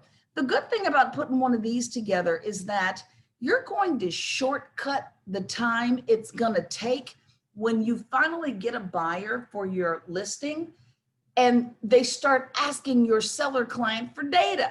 Where's this? Give me that. You got this? Where's that? Da, da, da, da, da, da, da, da. Well, if you have put this together, this document, then you will have collected quite a bit of it on the front end. So some of the things we did were photograph the interior of this building. And this is a short table of contents. They get much longer. But one of the things you'll start to note is that, let me go down this way. We have a confidentiality and disclosure agreement inside. Some people will require a CA to be signed before they send this. Some of us will say it is included when you receive it, but that might be because we're familiar with the colleagues we're working with. And I will only send it this way to someone I know in the business. If you're a stranger, I'm going to ask you to sign a confidentiality disclosure agreement before I send it to you. But as we move on down the document, you'll start to see things like an executive summary of the property. I don't know why the picture's not showing. It should be there. There's other information, asset highlights of the property, things that make it unique, special, things we want you to see that you may pass over during a tour. Then, okay, is this, what am I doing? Where is this coming up this way? Excuse me, let me go forward. It's going backwards. There we go. The executive summary of the property showing you very quick information. I think, as a matter of fact, one of the reasons this got pulled up was because, I'm looking at something, forgive me, was because I was being asked about square footage of a property and I didn't remember what it was. And it wasn't this building, Gerald, it was a different building. Now I see why it looks different. But bottom line is there's some NOI information in there. Again, asset highlights, vehicle counts, demographics for the area. And these are light demographics, nothing major. Some of them get very detailed. We wanted to illustrate that we had a survey available, even though a new one would probably be needed, but we did have it. And you go down with the financial overview, kind of giving some operating expense details, and you'll have your about the broker information there. Now that's a very old iteration of an LOI. The one that I should have shown you, and this really wasn't the one I intended to show you. The one I wanted to show you was from 2018, so I was in the wrong file. That goes all the way back to 15. Let me show you a different one, different things to consider. And this one's a straight up building that was used by two doctors who shared the building side by side, running two different practices, but again, inside the same property. So let me pull this up. There we go. This is the one I truly meant to show you originally. Let me drop it down so you can see one page at a time. So again, we photographed the property, and this one was post Harvey. It needed a lot of work. So this one had to come with proof of repairs, et cetera. But really quickly, this offer memorandum, again, same disclosure agreements and confidentiality requests. And then we have pictures of the interior and exterior so you can begin to see some of the highlights. Again, wait, I'm using the wrong keys for this. There we go. We've got some asset highlights showing you things you might not have noticed when you were walking through there. This particular building had some kind of UV lighting, steam room, something or another that was supposed to be therapeutic and mattered to doctors. But another survey in place. The interior schematic of how the building was already set up because we were looking to sell to other physicians who might have needed the exam rooms, etc. So, and there were, again, 2 doctors used this space. And then there was, again, financial overview data and about the broker. Now, those are some lightweight ones, but they get heavier than this. And let me just show you that, because they get to be much more detailed than this. And one of the more detailed ones that we ended up having to put together was for a gas station. This was a Texaco. Let me see if I can get it to play. Work with me now. There we go. This one was a little bit more detailed, and we ended up using things like drone photography. It got to be a little more important for drone photography, and I will quickly show you why. But you put your best images out there. Again, we're putting a summary together of what to expect when you dig into the report. And then we start showing you, we pass that up, again, your executive summary, and I'm going to zip past the numbers, highlights of the asset. This was the one where Lone Star cards, Western Union services, other check cashing services had not been put in place. So you could further monetize this particular business if you were going to buy the business.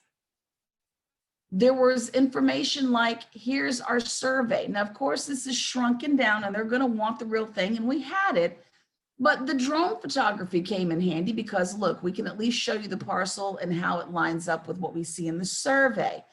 The other reason why this was so good for us was, take a look, excuse me, as I zoom in, we can show you the condition of the roof of the convenience store, as well as the condition of the canopy over the gas pumps, so that you know it is not Pigeon City up there. You all know them pigeons and birds like to nest up there and it gets nasty.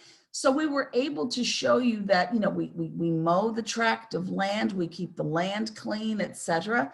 So all that did matter over time. Let me shrink it back down a bit. And then, of course, collecting all this data in advance, the balance sheet, P&L statements, more P&L statements, were wonderful for kind of getting some questions off the table. Then we've got other data that was necessary. People called and said, but hey, I heard that there was going to be road construction. Let me show you. It's going to be hard to see it, but let me see if I can zoom in a bit. I went and got this from the Houston Chronicle. And the article says there is no construction coming. In black, I've pulled out the key phrases right here where my mouse is moving. There are no plans for any construction in the near future as the city seeks funding options for any potential construction. I had to go find that. We were being eaten alive by the rumors. Remember we talked about reputation earlier? That block reputation for this Robinson Road expansion. It wasn't happening.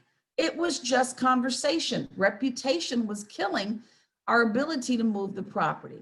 And then we start going into Realtors Property Resource to pull some other data. It was very helpful. Traffic counts at multiple intersections nearby, for example. Of course, we managed to pull images of our trade area report to let them know, our buyers know what was around us. Can't tell you the final result, but I can tell you when we listed this sucker on CoStar, the calls were coming in. I did like this particular RPR report because if you'll see down at the bottom where I've highlighted and my mouse is moving, what we can show you, whoops, let me see if I can shrink it. It's actually hiding it just a little bit. Down here at the bottom, even though you can't see it, what it said was vehicles. And the vehicles were owned mostly by up and coming families. I'm going to enlarge one more time. The biggest share of people here were up and coming families, 57%. Well, what do families do? They get in the car. They get in the car and they drive places. I'm selling a gas station. I needed to prove people were buying gas in the area. And this went a long way towards proving that. Let me shrink it back down a little bit for you.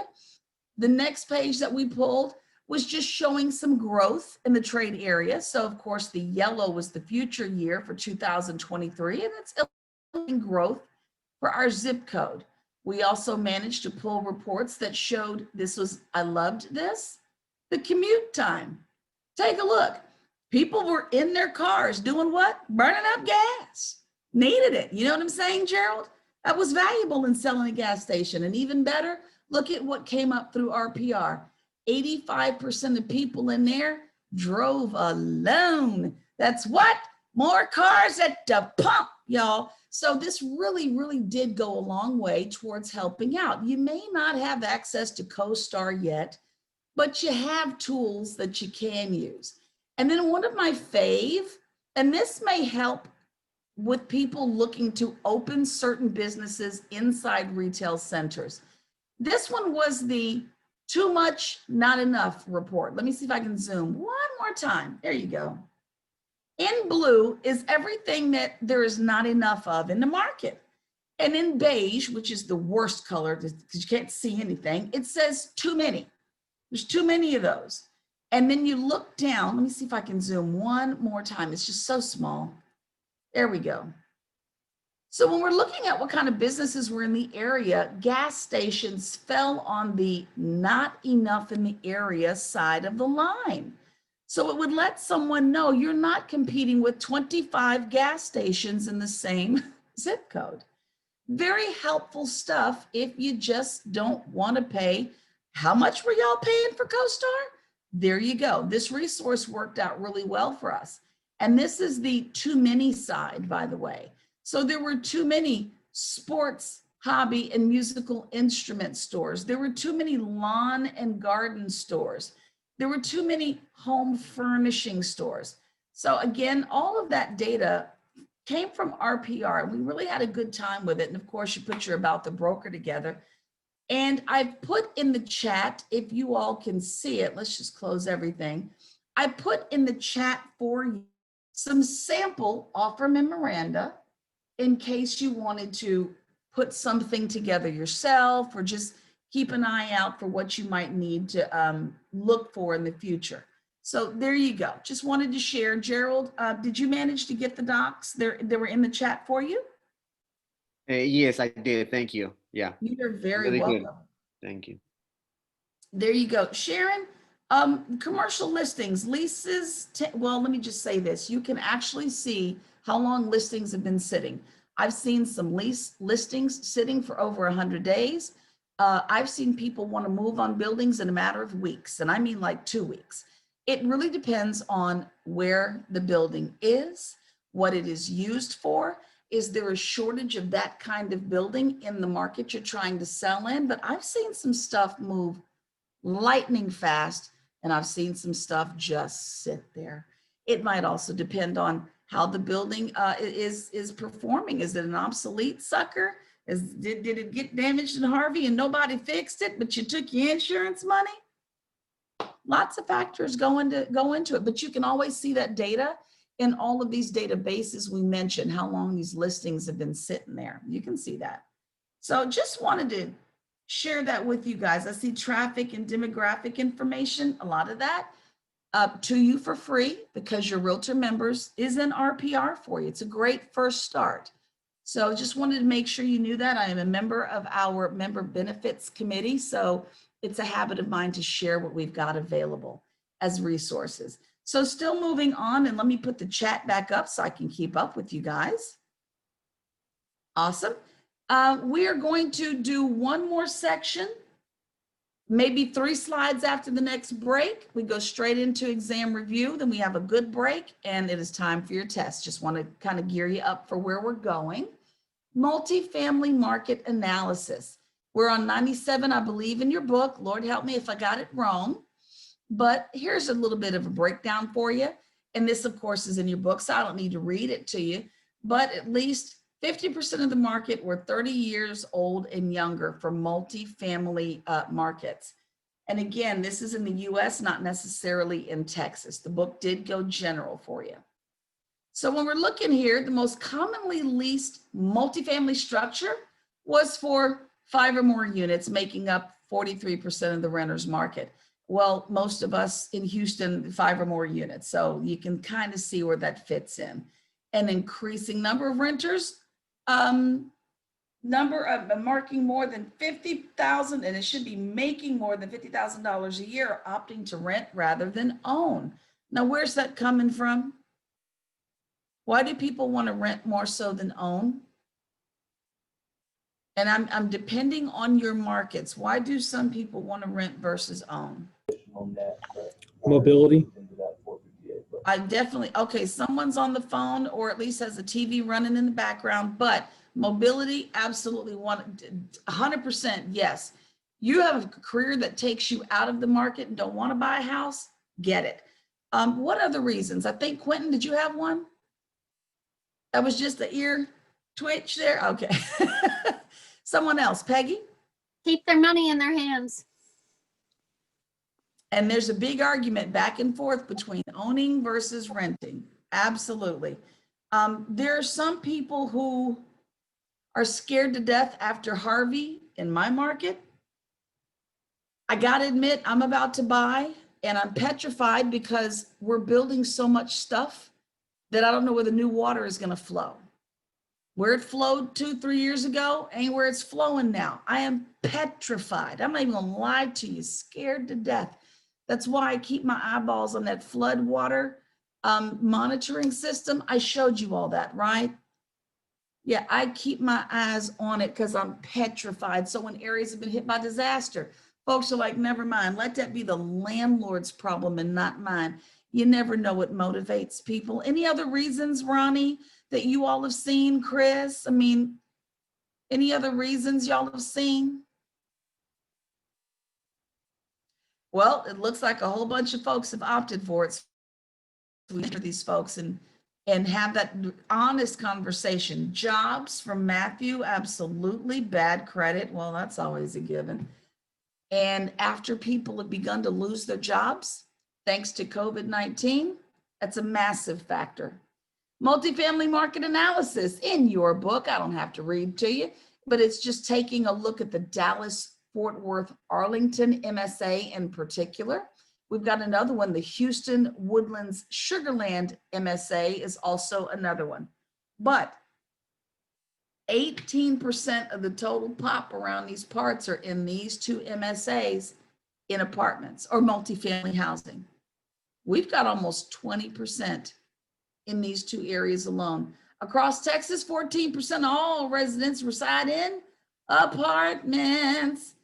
That's massive, which is, that accounts for total apartment population of 3.3 mil, which is the third highest in the country behind Cali and New York. New York, that's a given, but yeah, we got a lot of apartment dwellers. All that means for you guys is what? We got all these apartment dwellers. What do we convert them to? Buyers. Right, okay. So there's still a lot of business out there. Looking. Boop. Here we go. So the demand for multifamily is high. However, we're overbuilding in our market. So the question becomes, are we cheapening the product? I don't know yet, but that's another term right there, apartments for multifamily, just FYI. Anything that's 5 or more units, you can lump it in there. Vacancy rates, this is going to come up on your exam, but I will highlight for you exactly when you need to memorize things. But the vacancy rates for apartments are key indicators for evaluating whether we're going to buy that sucker or not. How vacant is it? And let me open up the floor because let me tell you what I do know. Some vacancy is preferred. I've never seen the investor who wanted a 100% occupied multifamily situation when it was a 200 unit, 100 unit property. Tell me what you all have seen if you've done any multifamily. Has anyone done multifamily? And what have you seen? Yeah, Victor. Victor said it. He says things privately, but he said what it is I needed to hear. Go, Peggy. So that's what I do is multifamily. I went from RV parks to apartment buildings and I own them personally. I know that it is very, very difficult to sell if they're not 100% occupied or at least with a very low vacancy rate. And it's just the way the market's rolling up here. Some places, I shouldn't say places, excuse me, people, this is an interesting dichotomy because I agree with you. This is market specific. And Simon is also making note, some lenders want 90% or better occupancy to what Peggy's saying. But then what was privately put in the chat was that there's room for growth in increasing the rental rates for what's vacant. And I do see some head nods from some folks. So there's lots of considerations. P&L sheets to show growth and increased rent. Yes. So again, all of this stuff is very much market specific. Is this being purchased with cash? Are we leveraging the situation? What are we doing? There's so many factors that come into play, but some of the people I've worked with say, I do want some vacancy because I'd like to improve some units and increase some rents.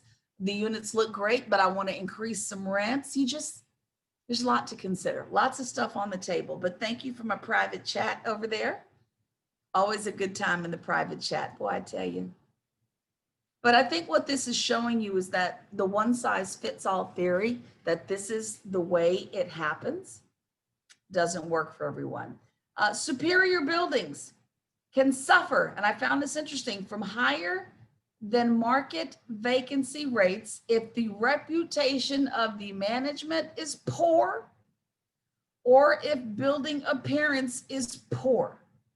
I've seen it, I've lived it, not even questioning it, but reputation does matter. And a lot of that is online. Multifamily absorption rates. You all, I think you all answered this when I actually asked it prior to our serious, real exam review, and you got it. But here we go. Multifamily absorption rate is the proportion of the newly completed units that are or have been leased, usually over a 3-month period. Now, absorptions are the net change in the total number of apartments leased. We're looking at the change in the apartments leased. And this one is coming from a couple of places. Not the NAILP, finally, we're away from those folks. This is the National Apartment Association. We're also looking at the National Multifamily Housing Council. So a couple of news sources to see. Take a look at these two definitions. They're on your exam that's coming up shortly, so I want to just linger slowly, don't want to speed you through. Your occupancy rate, percentage of the total apartment units that are occupied. How many folks are in there? Your turnover rate is the ratio between the number of move-outs to the total number of units in a property over a 1-year period. So how many people moved out to what was leased over a 1-year period? How much turnover did we have? Folks coming in and folks moving out. What did we do? And I'm missing a couple words there. I'll fill those in for you later. But those will appear on your exam. Of course, we'll go over it. And again, occupancy rates matter in different fashions to different people for different reasons. What does the lender want? What does the investor want? What is the goal? And then okay, I have something to throw in here real quick. Yes, the reason great. one of 100% occupied in my area is because the majority are college students and they know they're going to be leaving in a year. And that's when you raise the rates. Interesting note. I'm liking Peggy. See, that's so not in my wheelhouse, but that's good new information. I see some head nods from some folks going, yeah, I wouldn't have thought about it. Thank you, Peggy, for the extra layer. Ain't that something? And they are leaving. They're coming and going, coming and going. Okay. Putting that back up for you. All right, here we go. So then there's price per unit, value per door. You might even hear something like that in the hotel industry as well. But it's a quick way to determine value by comparing the property you want to get to similar properties. So we're going to divide the value of the building by its number of apartments or doors. So we're going to go back, Lord help us all, to our 100 unit apartment building. We're going back to, we have beaten this building to death down here. And we bought it for $12 million. That's the only thing I know for sure at this point. And the price per door is going to be $120,000. So here we go. The GRM or the GIM approach to value may be used with extreme caution here. The NOI and cap rate calculations might be better methods for determining value here. And you really are going to need to look at expenses. And I believe this is why this comes into play. We need to look at what we're spending, not just the gross money we could be bringing in. Cash on cash is another important consideration for investors.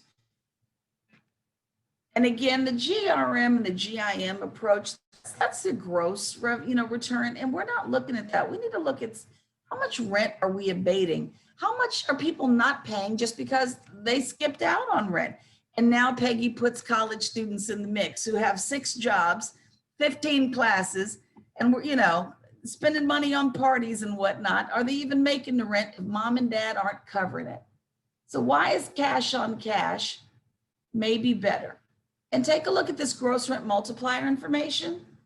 The ratio of the price of a real estate investment to its annual rental income before accounting for those expenses, like we just said, are factors. The GRM is the number of years a property would take to pay for itself if you got all the money it could make. But we know that that's not going to happen. If you're abating rent, you already gave away some of the money. That's all, there it goes. All the money you could make out the window. You gave up 2 months of free rent. So that's not the best way to look at it. And again, looking at NOI, considering cap rates and using cash on cash may be better for apartments. And I forgot, there's the rest of your answer. Basically what we just said, the expenses or the losses weren't included. So then we're looking at some special purpose properties. And the gentleman who wrote our book for us, he had a good time just going through some that you need to know in general, things to consider. And with hospitality, he took some time to kind of separate some of the different types of properties. So in case this is your business, we have people who work in the C area, and hospitality tends to be a nice consideration. Folks by the Galveston area, this is a consideration. So what we've got are things to consider with regard to hotel types. Take a look at this one here. We've got luxury hotels. Who knows what this is? This is something you don't get to see every day. Do you guys know what this property is? Just curious. Looking in the chat. This is an exclusive peek inside of a place I will never pay or, use up for the night. It is the Post Oak Hotel, owned by our own Tillman Fertitta. This is the only Texas Forbes 5-star hotel and spa, and the only AAA 5-diamond hotel destination in all of Texas. These rooms are upwards of $5,000 to $6,000 a night. I don't care if I earn enough for it. I just ain't that kid. I can't look at Gail's face, right, Gail? I can't drop that net. I can't. Now, someone out there in the world is, but that ain't me. So we've got. They yes. have specials. They have. I said I've stayed there. They have specials. I know they got specials. Yes, but it's not Say it again. No, I was just saying that they have specials, so it's not that much. They'll do like 600 a night or 700 a night. I'm still not doing that. Oh. You know what's crazy about luxury is when the special is damn near the rent. That's a lot of money. I'm just saying, I don't know if I can get with that. Okay. But that's the special. I love you. Okay, so there's our luxury hotel, and luxury hotels really do come with a lot of cool stuff in them. I just love me some McQuay. They've got all kinds of stuff. If you've ever been, when you come to Houston, come enjoy all the other amenities, of course, the sauna, the restaurants, I don't know about the health club. I don't think you can get in there. And if anybody is a vehicle fan, do we have any car fans in the room? I'm just asking. There is a Bugatti in the lobby. There is a Veyron behind glass in the lobby. If you're a car person, there is a W16 configured engine Bugatti Veyron in the lobby. I'm sorry if you're not a car person. That means something if you are. and it sits behind glass and it makes me nuts because I just want to sit in the car. But that's how luxurious this place is. You got a Bugatti in the doggone lobby. So there's all kinds of crap there to see. And if you're a people watcher, what's the basketball player? Mutombo, is that the man's name? He was in there with our Houston Rocket that owns the restaurant, the 7-footer. Who was our Houston Rocket? Ming, yes, Yao Ming and Mutombo were both there chilling poolside. So if you'll ever Bloom and Bee to have brunch, you can celebrity watch. So anyway, it's a wonderful place. If you, Mastro's is over there, and there's all kinds of wonderful exclusive bars, and a lot of business gets done over there. Just FYI, where you go do business matters. So for those of you who are still Starbucking it, run on over there instead and do business at these places. Up your game. I see Miguel laughing because you know I'm telling the truth. Our next group of hotels, here we go. Full service hotels. They're real close to luxury, but maybe perhaps a step down. The specials in the Quay are not 700 a night, just saying, you know, okay, better specials. Of course, fitness amenities, and some of them really do have great full services. This is when a break is going to be inserted for you guys, and I really do want you to go take one. I've cut the class up in a special exam review, so believe it or not, go take a break. 10 minutes though, 10 minutes. See you back here at 1:45. See you back here.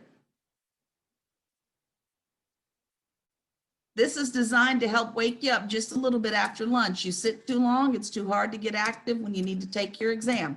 So I want you up a little sooner. Yeah, I see my friends Bobby and Sherry doing the neck rub in there.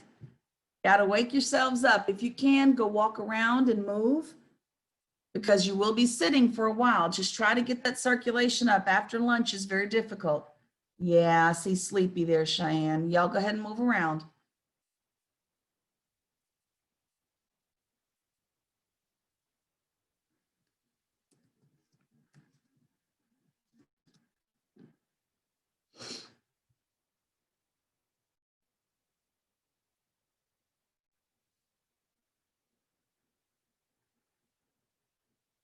La Cantera. Yao Ming. I got it. Okay.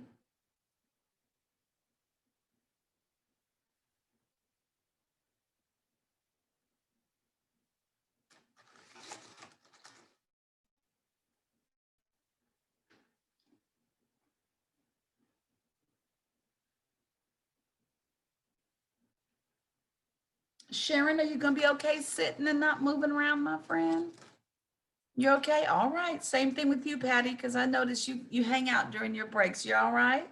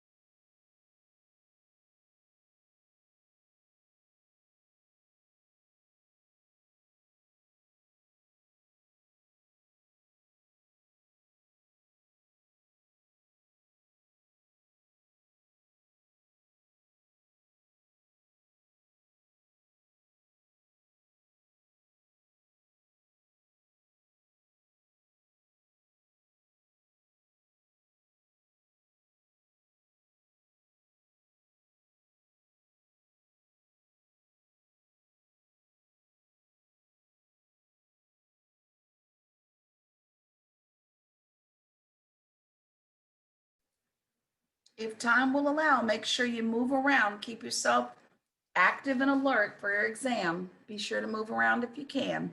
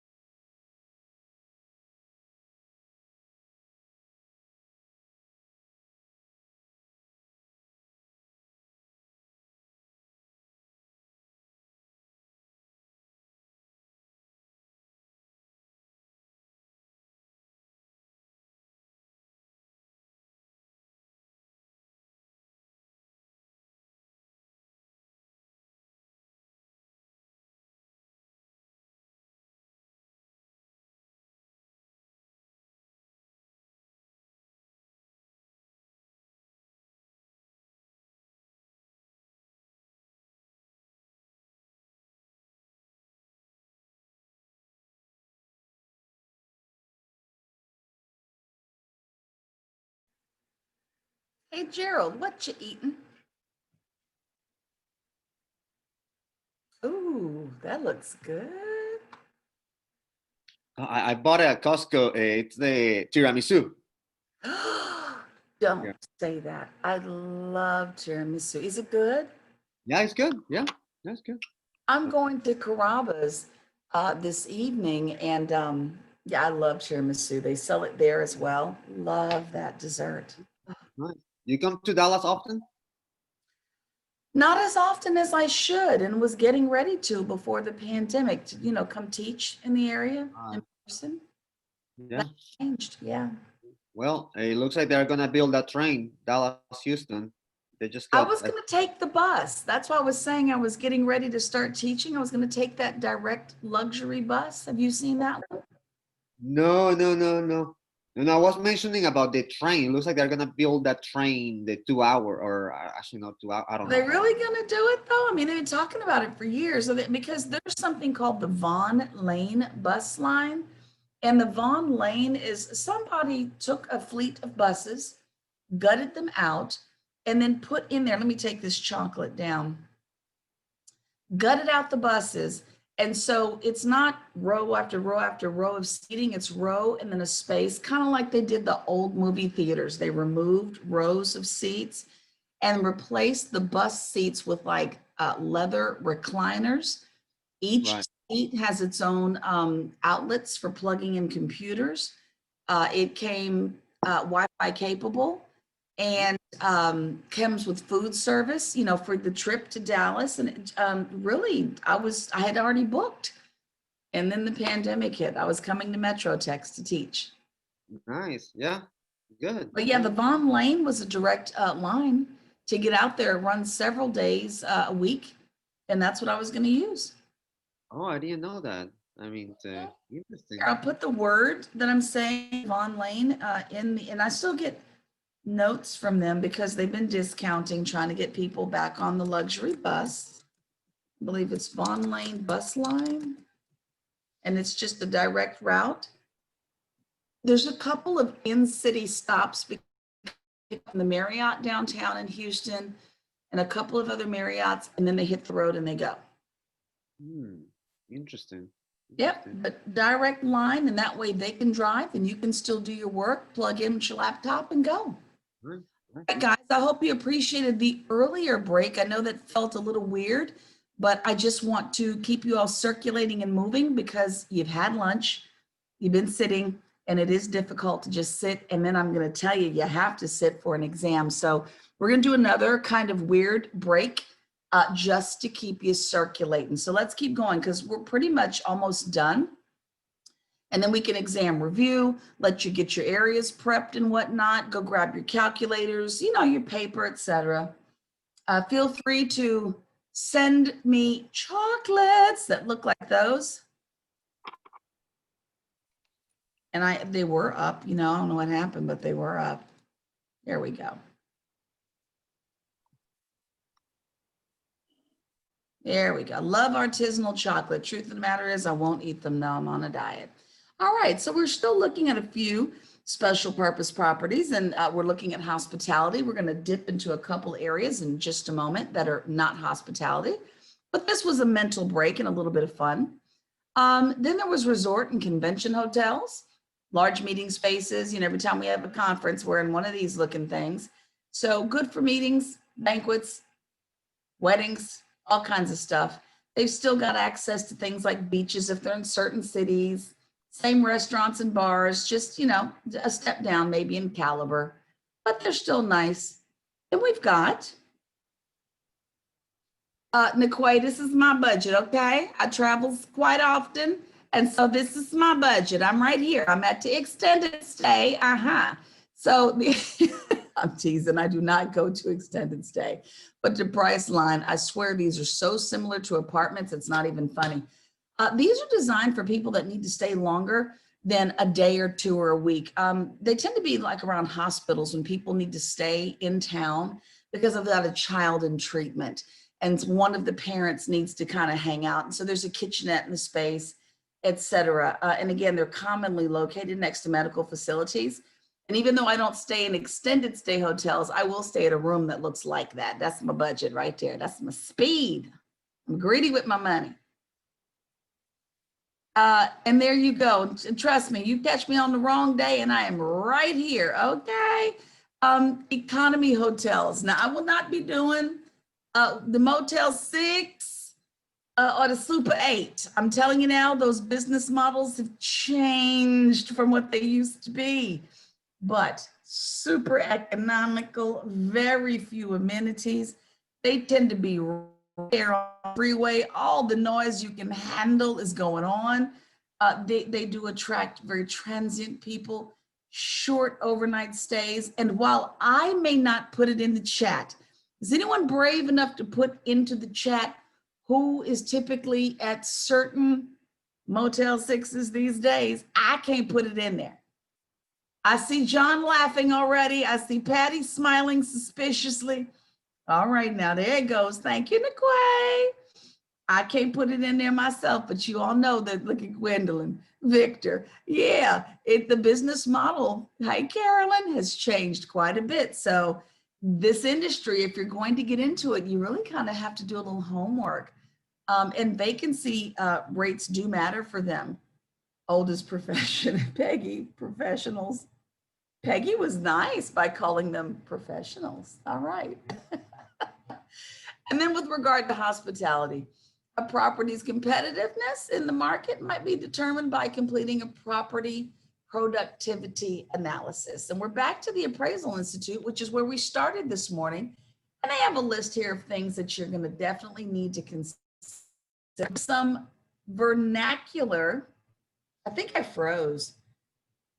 Again, we're back to the Appraisal Institute, which is where we started. And they've got a list of factors that are considered when you're looking at a property's competitiveness.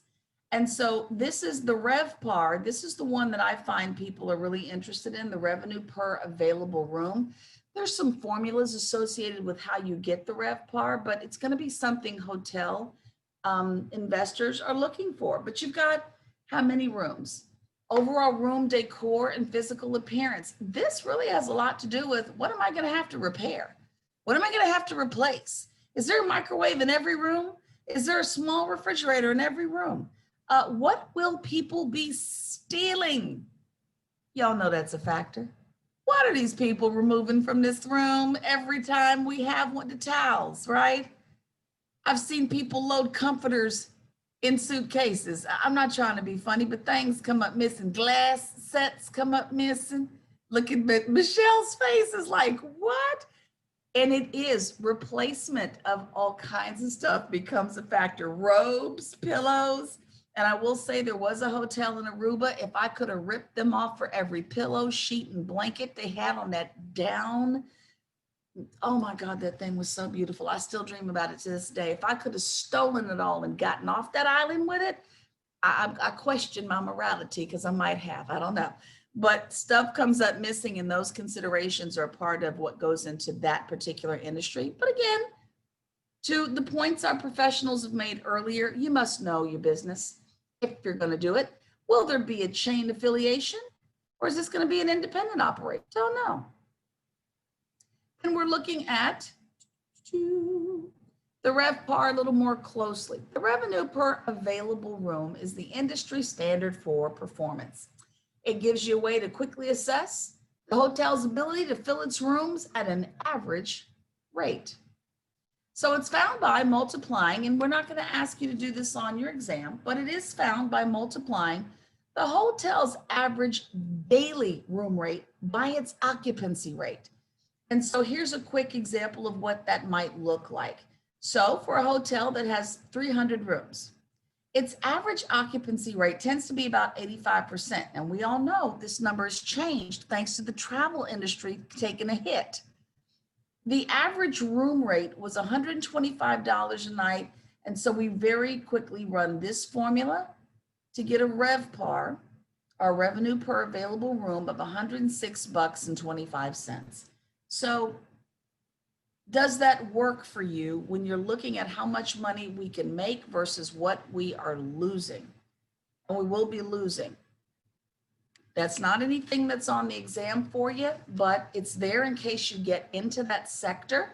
Just to been making, things get very specific in this business. Specialty purpose, we got senior housing. I am looking forward to the day when I can move into 55 and up neighborhood. And I don't mean the neighborhood where assistance is needed. I'm just talking about if you're 30, stay out. Need to be around quiet old people like me. I'm a quiet woman. I need quiet. Anyway, senior housing, definitely a growing segment because we're living longer. Investor demand for senior housing continues to increase due to what we just said, aging population. We're living longer. That's all there is to it. There's more of us out there. So the sector growth expectations remain steady, irrespective of the broader economy. I mean, we're living longer, although I got to admit, lately things are looking real funny. But that segment's going to keep growing as long as we keep ourselves alive. So assisted living facilities definitely provide some help, some daily assistance to residents, including some help bathing and dressing and eating, exercising, and doing the hair and just all kinds of stuff. Now, let me ask you all a real life question. Real question. Has anybody ever visited some of the newer senior living centers before?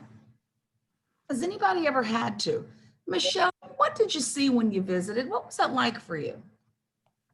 It was for my in-laws, and they had a couple of options. One is individual, like almost like little townhouses. Yes. And then right next to the main, almost like an apartment building with a huge courtyard with their own little garden and their fireplace, and they have a pool, and it's a resort with a restaurant. And McQuay is on the same page as you. If you all have never gone to visit some of these communities, if not for yourself, for your parents, and I'm talking future planning because I have gone. Some of them are absolutely stunning. Somebody makes me want to sell my house and move there. That's no lie. And it is about future planning for yourself. You think I'm crazy, but at 49 years old, I am seriously considering where will I be? What kind of place do I really want to be in when I'm older? And some of these places are nice, but like Min or John is saying, some can be deceiving. Researching while you are of your right mind is not a bad idea. Now that has nothing to do with investing, but I will say this. Some people are lying just to get in them. Boy, I tell you, some of these places are interesting. Again, to the point that all of our colleagues have made before. Doing residential and commercial, totally possible. But when you get into commercial, find what it is you do well and do it. When we're looking at the special purpose housing, that stuff for senior is incredibly specific. It's more specific than you might know because some of them even bother to take on one half of the property being for people who can live independently that need the occasional help with maybe administering medication. Oops, I slipped in the shower.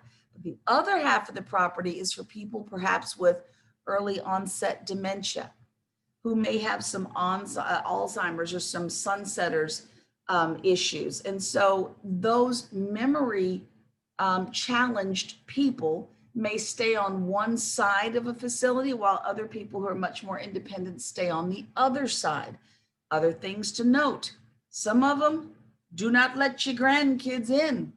Absolutely not. There is the grandchildren's room. You may go visit over there, but you will not be running amok through the building. That's going to matter when you're attracting tenants to that kind of housing. So again, to everyone's point who brought it up, Taryn and Quentin and Peggy and Matthew and all the people, Patty, who have participated, it does matter when you decide to get narrow in your focus on the commercial side. But I do love the focus for people who have the memory challenges. There are some places that are building, and I'm just telling you now, they build them out with walls that have different texture, because some of the folks who are memory challenged will remember what a wall feels like and will feel a wall all the way down the hall and go, this isn't my hallway. The wall texture is different over there than it is over here. There are some places where the dishes, this is so specific, they're not white, because studies show that these people who might be memory challenged thrive better with more color in the room. So plates and dishes on that side of a property may be blue or green as opposed to white, which is seen as more refined on the independent side. I know a lot about a whole bunch of things, or I should say a little bit about a bunch of things, because I'm always wanting to know. And how do you narrow your focus until you go visit? And these places will give you a tour. So go see them. Niquay is nowhere near 55, but she knows about them. Go take a look, explore, see what interests you. As my parents age, or at least the one that's still living, I need to know this stuff. So I took an interest in it early. They even let us host real estate classes in some of their spare rooms. So just FYI, you'd be shocked. Go visit, go learn, go shadow, go talk to someone, get in and see what you like. Continuing on, and thank you for letting me share that with you, because the only way to learn is to get in there. And the property managers are more than happy sometimes to walk you through. This is part of your exam for senior housing. You got acute care facilities. And what you need to know is those are regulated by the state. When we're into specific nursing care and we're into total memory care, like the things I just mentioned to you, the state's getting involved in that, because you cannot see that side of a property has to be locked down. There is no free flow walking in and out of that side of the property by its residents.